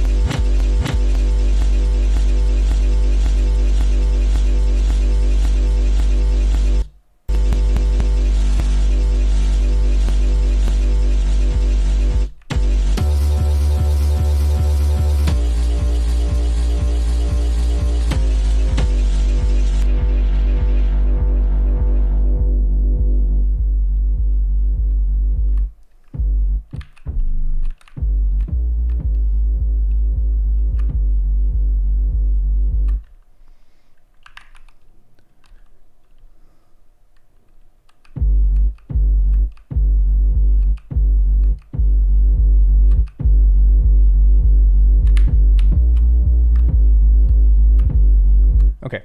So now we can wait. What key was this in again? I think we transposed it to G sharp, right? So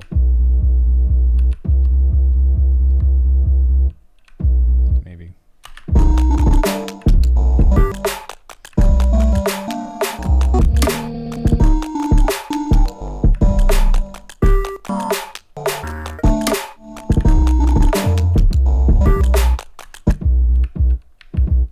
I don't think that's lined up correctly, but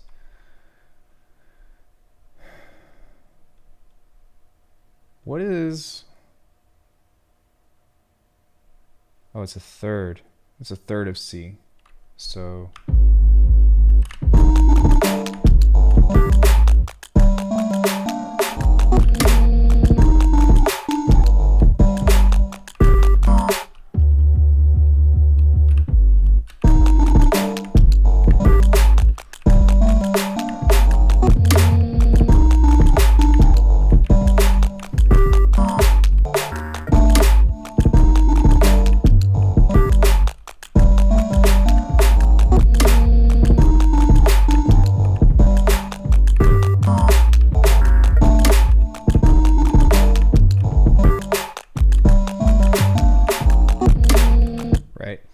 So there's different stuff that you can kind of play along that as well. But I mean, shit, we've got a ton of musical ideas now that you just kind of mix and match in between. So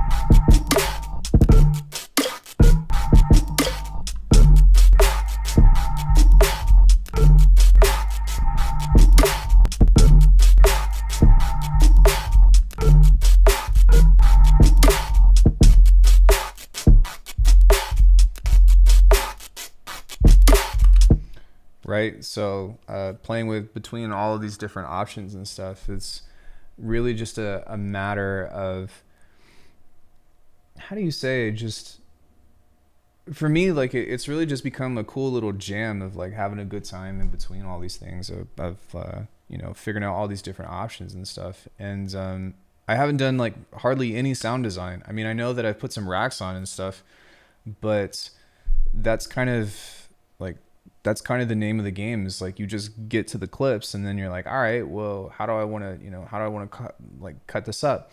And by having a sample pack like this, if you have the right mindset, then, you know, it can give you a huge head start into like not just doing a copy pasta of like trying to put some of these loops together and then making it into a tune, but rather being like, oh, that sounds kind of cool. Let me see if I can break that. Well, that sounds cool. Let me see if I can break that. You know, and it kind of just is a matter of trying to use the inspiration in a healthy way that still encourages you to make it your own, but you can go as far or as narrow as you want to be. Because like I didn't do anything to the 808s. I thought the 808 rhythm, this is an 808 rhythm that like I would definitely write, which, you know, isn't necessarily like the most original thing, but boy, do they sound good. And I don't have to write it. I don't have to do the sound design or the melody or anything of the sort. So, you know, there's all that. There's some time stretching things that I needed to manipulate for these other bass phrases and stuff. But like, you can go from something melodic like that to completely changing the whole nature of the tune just by, you know, setting the drums to a different rhythm, or like taking away all the other elements and, you know, creating something like this. Sorry. So I can, you know,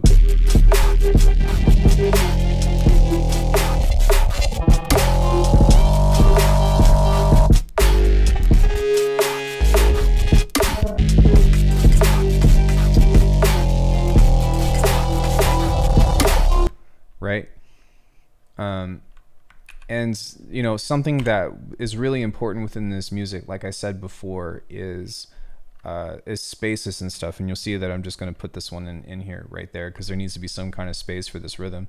But if I were to launch this again, or I need to create these unique moments again, I can just drag this out into the timeline. And when I'm ready to put all these together, that's when I can focus on making those moments unique. So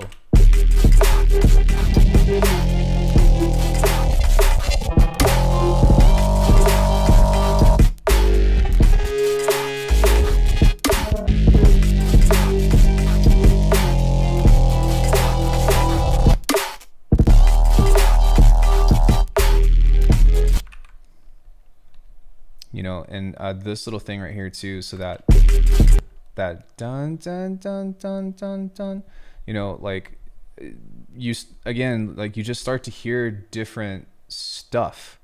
Welcome back, Kunis. So this little thing,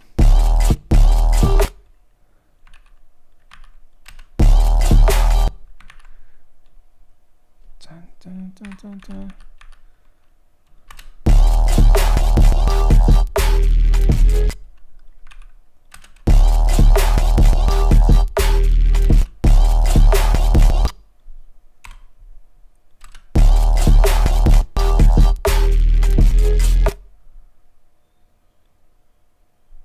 So, sorry, let me add some fades to these so that way it doesn't just clip, but.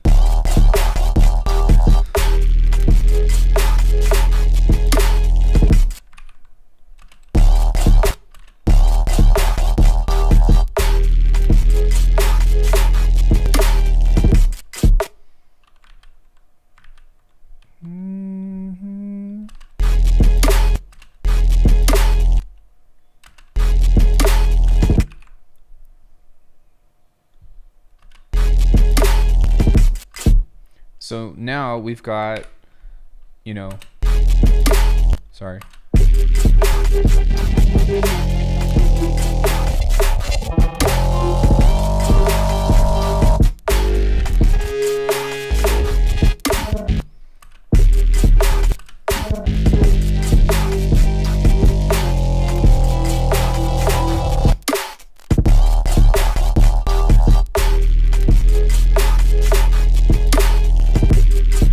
Right. And then at any point in time, like that's when you can jump off and like do your own shit. And actually, no, I'll just put some of my racks on something like this. So we can do like, let me just find like a really strong sub part. So yeah, that's perfect. Excuse me. So within this space right here, we can kind of just, I don't feel like I need to, yeah, I will, because it's not really that important. But what we can do is we can bounce this. And then I just did that, so now it isolates the waveform, but that's when you can get into like doing your unique moments of like finding your fills and blah blah blah or whatever. I don't know, this is probably gonna sound cheesy, but I'll start and listen to this and then see how it sounds. Okay, that's kind of cool. It's cheesy, but that sounded kind of interesting. But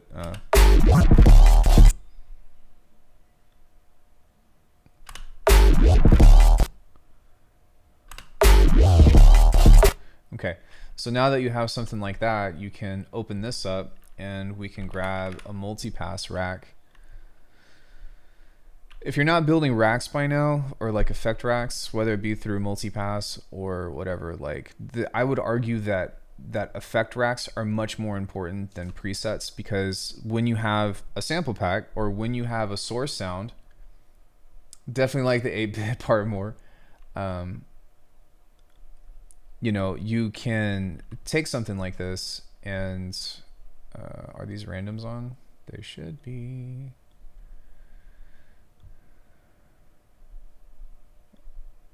I might not have applied these. It looks like I did, but maybe I didn't. What are these two? Some stuff is moving, but some stuff is not. So let me grab a filter and make it knock. Yeah. So, yeah, but you know, you can run some kind of thing like this. Sorry.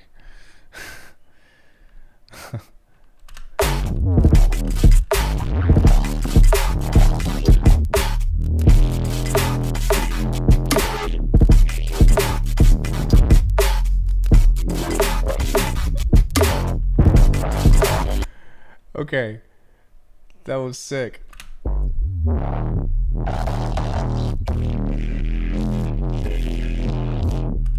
Right, so we totally fucked that up, but I mean, it sounds pretty cool. But even still, right, you can take something like this and you can use that as an alternate for for that ending phrase. That was not intentional. And arguably that still sounds like a little bit too much, but let me see if I can try a different filter rack or something to where it'll actually make more sense. That was just like for the memes, but there we go.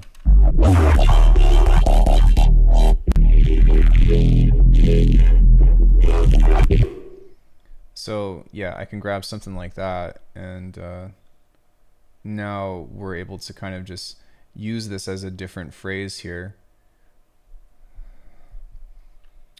Mixing aside, right? Because you'll run into some mixing issues, but that's okay. But if I were to kind of do the same thing here, where I just kind of place this in and post that on that little guy, and then turn the multipass off. I'm gonna clip this because that's gonna be really loud.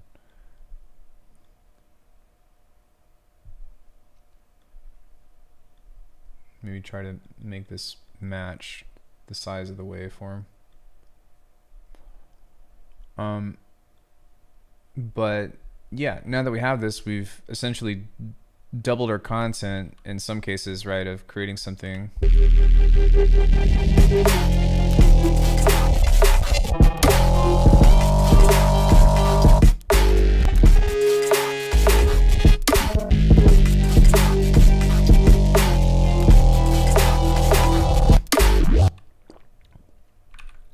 You know, we can kind of create a space.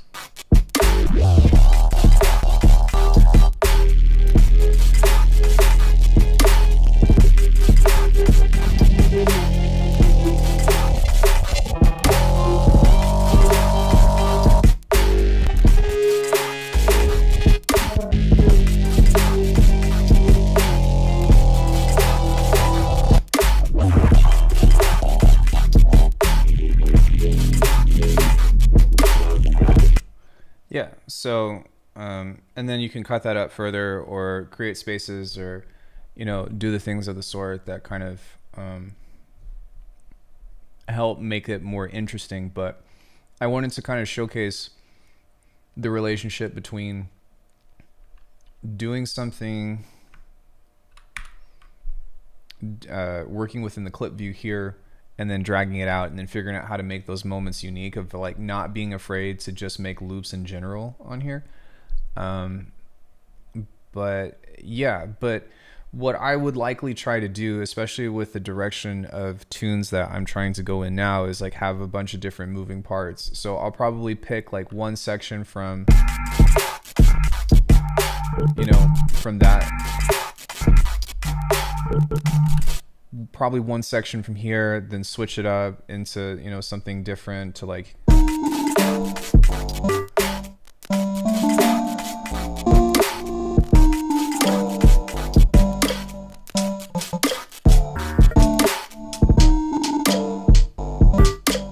then switch it up into like, you know, some kind of break or whatever, and then go into you know, that really heavy piece, which I think that like the vibe of all of these, except for, well, the vibe of this bass line in particular is very different from these, but you can still, you know, just take one note from this bass. It's the timbre of the bass that I really like, and so you can use that to shift that and make that into your own. But that's just the way that I think about music these days, and that's not necessarily how everybody should. I mean, there's nothing wrong with just making an entire beat just off of one single idea from this, and then you've got variations of these like same sounds, I guess.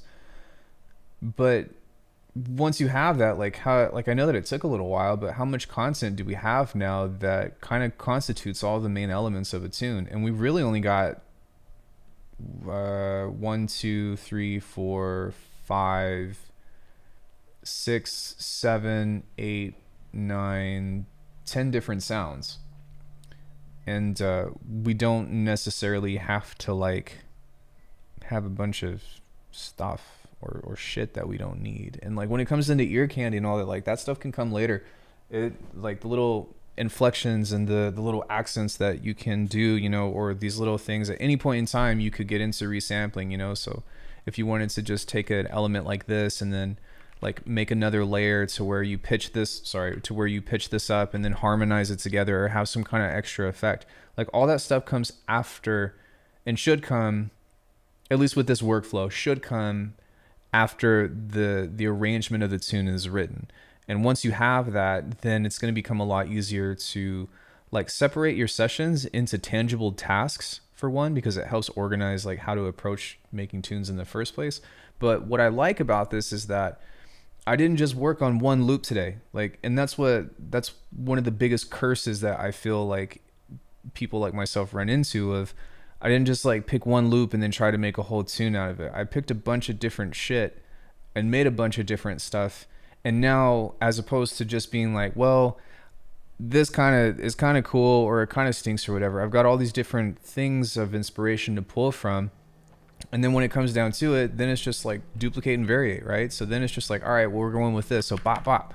We've got this 8-bar loop right here. And then we're going to go into this one and then go, you know, excuse me. Sorry, I'm coughing. But we just drag this guy out and go hoop-a-doop-a-doop. You get what I'm saying though? So like it's so much easier for us to figure out like how to write more pieces of the tune, because then it becomes something much different.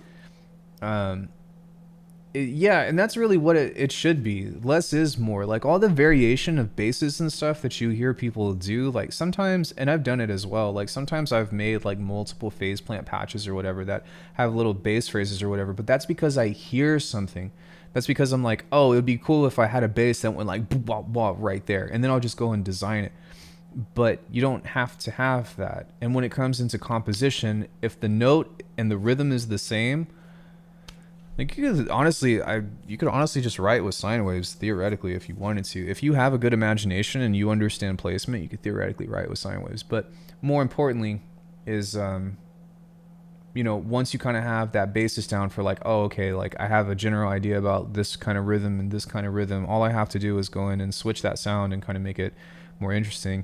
I'm not trying to do self-promo or anything, but it's kind of relative to the platform. But Kunis and I have an interview on my channel where we were talking about a similar process to where he's got a bass line that has Kunis, I don't know if you're here now, and I hope you don't mind me parroting off of what you were talking about, but and I've done it a lot in the past as well, but you take a bass line or a melody line and you just kind of set a resampling channel or the rolling sampler or whatever, and you twist the knobs and stuff, and then you've got all these renditions of the same loop but a little bit different. And then what you do is like you kind of just come back and you replace it and you like pick the best parts, so that way you don't have to, you know, figure out, like you don't have to be so meticulous with things to where it has to be super intentional. But if you hear something, it becomes a lot easier for you to connect that dot, or for you to cross that bridge. So I don't know, like I haven't, to be perfectly honest, like this is where I've been inspired lately. I have yet to write a tune with this format, but I've been doing this because I haven't had beat block. Like I've been making some really fun stuff that I'm like, oh, this is really interesting, or I enjoy this. And, you know, I don't really care about it sounding professional right from the get-go. It's more of just like, can I establish an interesting vibe? Can I establish something to where I have different pieces that could connect together, or different main sections? Because once you get into that, you know, all you have to do in order to make your intro or whatever is to just take one idea from this, you know, say, I mean, hell, you could even just fade things in if you really wanted to. But if I were to, you know, hold on one second. You know, once you start putting reverb on stuff, like it gets really easy to start to hear like some kind of intro. So, you know, if you set this at 100% mix, it's gonna be kind of loud, but it just takes a call. That's it. That's all it has to be. So I could even just do something like this, and then when I'm ready, I could just, you know, like pull back on the mix or whatever. Wait, sorry. You can just do the na na.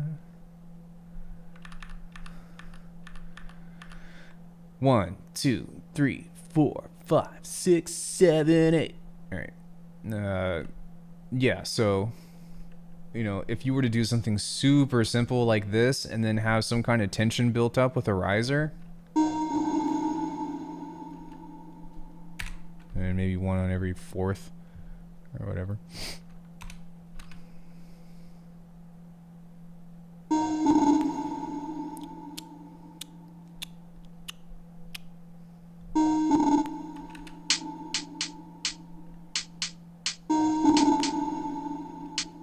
For some reason that's not lining up correctly, so let's try that one more time.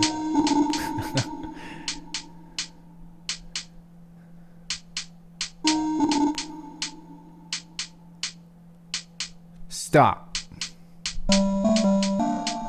Right, so and then once you get into something like that, then you just kind of pull this out and then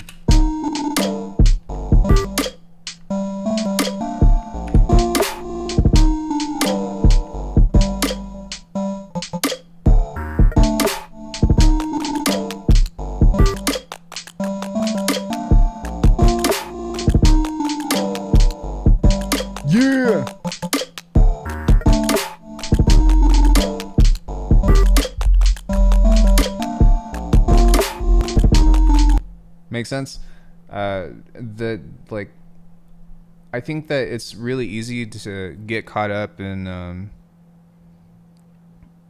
sound design and all that stuff, and I think that there's a lot of merit to that, and I'm totally a victim of that. And it's like, I definitely would be the first to admit that I value sound design, or have valued sound design over composition. But if you go back and you listen to J Dilla, you listen to Madlib, you listen to people like that, from like what this genre, or the genre that I like to make anyways, is inspired from so heavily, a lot of times those guys just like fade in beats, and it's usually just one simple idea. But what's so infectious about it is their rhythms and their groove.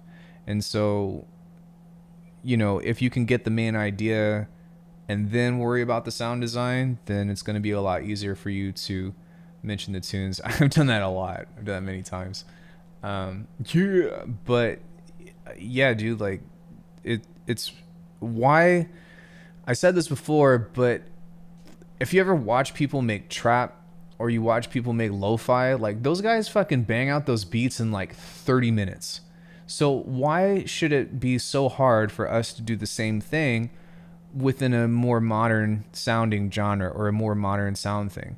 And if you have a sample pack, if you have access to the sounds, or you're able to get to those sounds quickly, the writing process shouldn't be any different, right? It really shouldn't.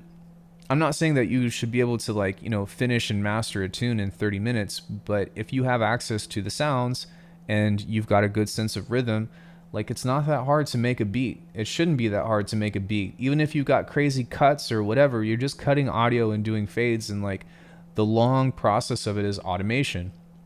But we all know this stuff. We all know automation. We all know modulation. We all know how to, you know, create rhythm, or how to make a sound from big to small by changing, you know, something over time. I call it just like delta, right? It's change over time.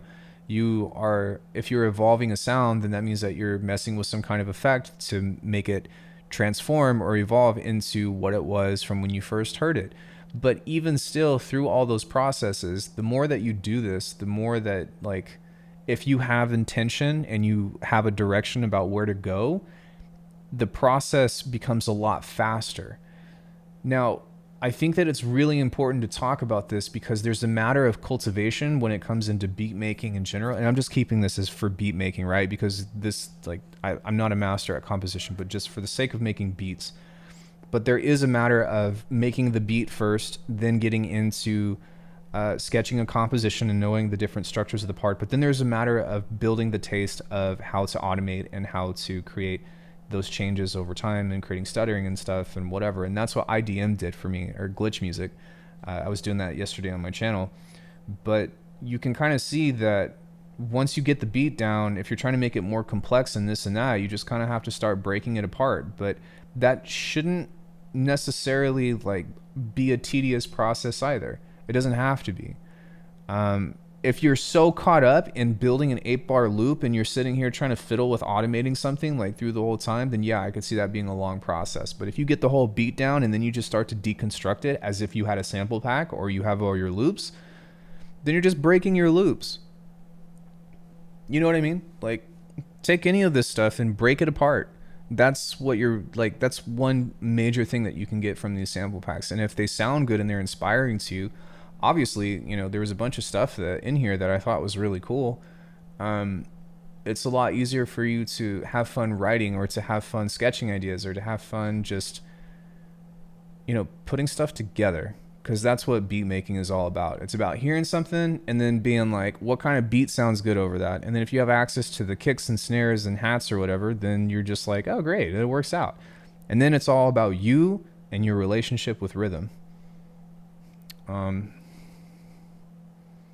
Mixing is like 30% of it. This was not mixed, and some of it is like, you know, there's some overlapping frequencies or whatever, but I think that conceptually everybody heard the potential of this beat. And I'm not trying to like toot my own horn or anything, that's not what I'm getting at, but as a means of, yo, this beat could be something cool. Even though I know it's rough, I felt something. I had a response to it. And if you have that, then I think that you are able to make something that is worthwhile and compelling. And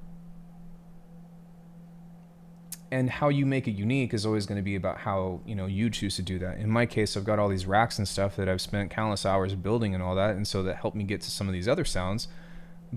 But imagine if I had to, you know, make all these loops first and then go and break, which is what I usually do. But I'm glad that I didn't have to do that today because there's some great stuff in here. But yeah, does anybody have any questions about anything? Or, oh wow, I've only been live for 2 hours. I feel like I've been live forever. That only took 2 hours? Wow. Yeah, does anybody have any questions over anything or any kind of discussion points that you would like to run by me?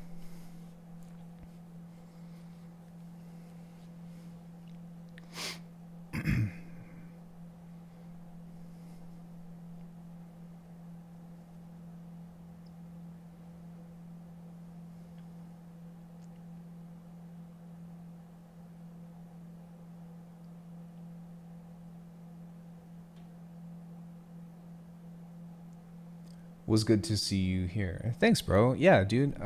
Tomas, I don't know if you're still here or not, but thank you so much for inviting me on the channel. I hope that I did your sounds and also the label justice. You know, you guys are awesome. Been thinking about building racks for movements and modulation. Do you have Bitwig? Or, I mean, if you have multipass and phase plan and snap heap and stuff, that's the easiest way to do it. And even if you don't, I would say, like, let me see, Infiltrator, Snap Heap. We need more music from you. Dude, I've been writing. I don't have anything that I want to put out. I don't have anything that I want to put out yet. Do I have any releases or anything new to announce?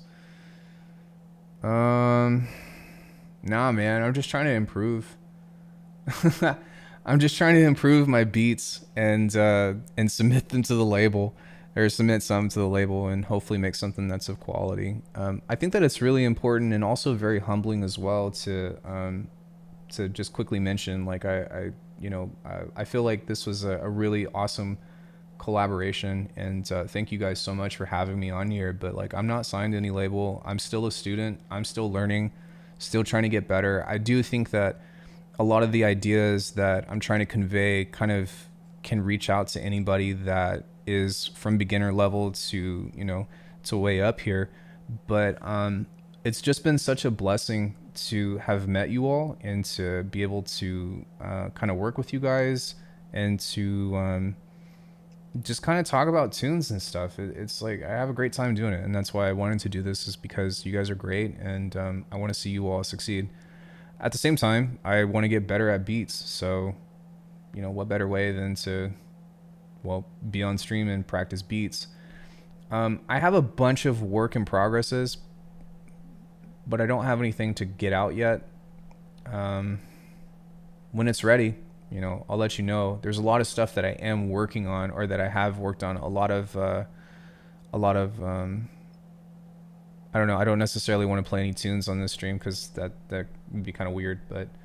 Um, but yeah, I've got a lot of stuff that I'm working on, and hopefully I'll be able to send them to Tomas and see what he thinks, or just put them out myself, or whatever is supposed to come. But I am working on this project in particular where it's kind of just like a beat tape that's got like kind of like simple neuro beats. But what I've realized was, since I've started doing this, I started figuring out how to like make these tunes to where you've got like a bunch of different parts, you know, within a single beat and stuff. And I've been having a lot more fun doing that. So it was weird because when I first started writing, hopefully this will resonate with some of you, but when I first started writing, I had a hard time like coming up with different parts for a tune. And so I was like, well, why not just simplify? I can just make single beats. And then I just kind of, it was just not even a couple weeks ago, but I was like, oh, well, what happens if I start working within Session View and start playing all of these different, or playing with these different possibilities while still using some of the same drum grooves? And now it's like, oh shit, they all work. Oh, like this works. And so now I've got this like EP that I'm building of these different tunes as well that have all these different moving parts. I just have only done this so far, so I'm gonna make like 4 or 5 projects, and then try to put those together. Let me see. I've got a couple. Disregard. I just went on a binge of. Let me see. I've got this coming out with 18 hands. We are trying to finish this up, but I haven't submitted it to anybody yet. But yeah, I was trying to wait until it was perfectly done, but.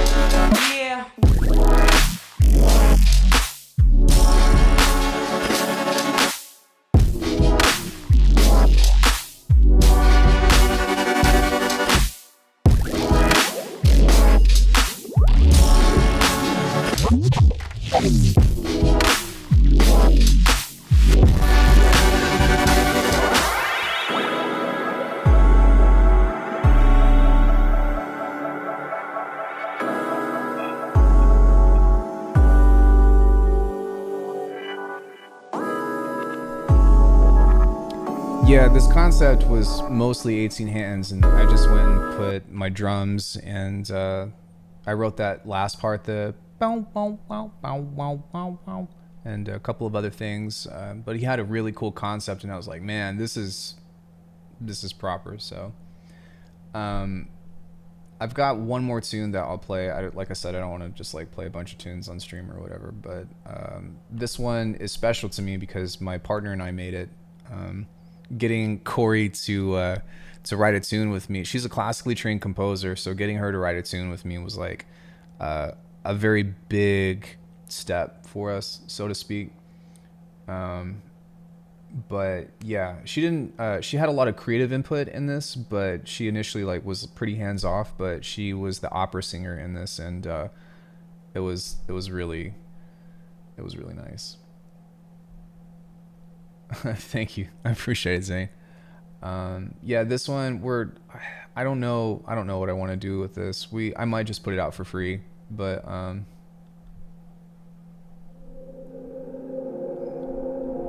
I'm still not happy with the mix of it, but I like the concept of it anyways.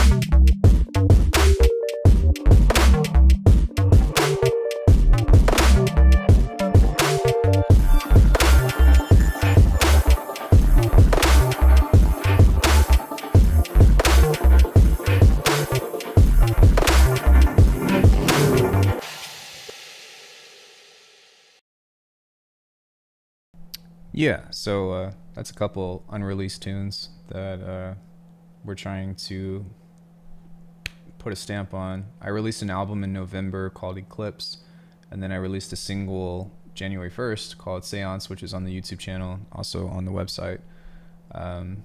But I typically like to usually make darker stuff, but I don't know, this is just kind of what came out. This one being a whip is a low-key flex. I'm sitting on gold. It's a mixed thing. That's really what it is. I'm happy with the composition, but it's a mixed thing that there's some things that I just I can't put my finger on it, but yeah. Does anybody else have anything that you all want to discuss? I think that I'm pretty much good to go if you all are. I really appreciate you guys coming in. I appreciate that I've had some of my own viewers and some of Saturate's viewers to come in and just chop it up with me, and I hope that this is something that people from either from the label or people that are interested in the label will be able to look back on and see like, oh, here's some useful information of ways that, for one, of how to work with a sample pack, but how to work with the sample pack from directly from Saturate Records. And also thank you guys for sending me the pack. That was really cool. I never expect anything for free, so it was really nice of you. But yeah, I don't really have anything else that I want to do. I think that this is a cool little demonstration, and I could pick it up sometime, maybe on my own stream or something. Yeah.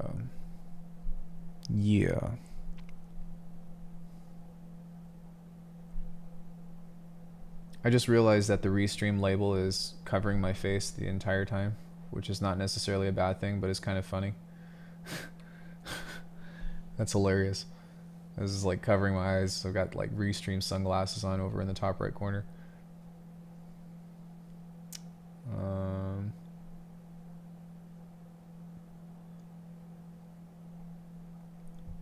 Yeah. Well, alrighty then. Much love to you all. Thank you so much for everything. I'll be in contact with Zane and Tomas, and for Jazz and Philippe and all the other guys that came in, my normies. I guess there's a beat battle going on Saturday. Oh, Arkin, yeah, Arkin as well. Thank you so much, dude. Thank you so much for being here. Arkin is also here as well. There's a beat battle going on this Saturday, I believe. Depending on what time you guys are doing that, Jazz, yeah, depending on what time you guys are doing the battle, I might be able to participate. I've been streaming on Saturdays, so I apologize. No competition intended. I just scheduling, but yeah, for sure. Much love, everybody. I will see you all around. Bye.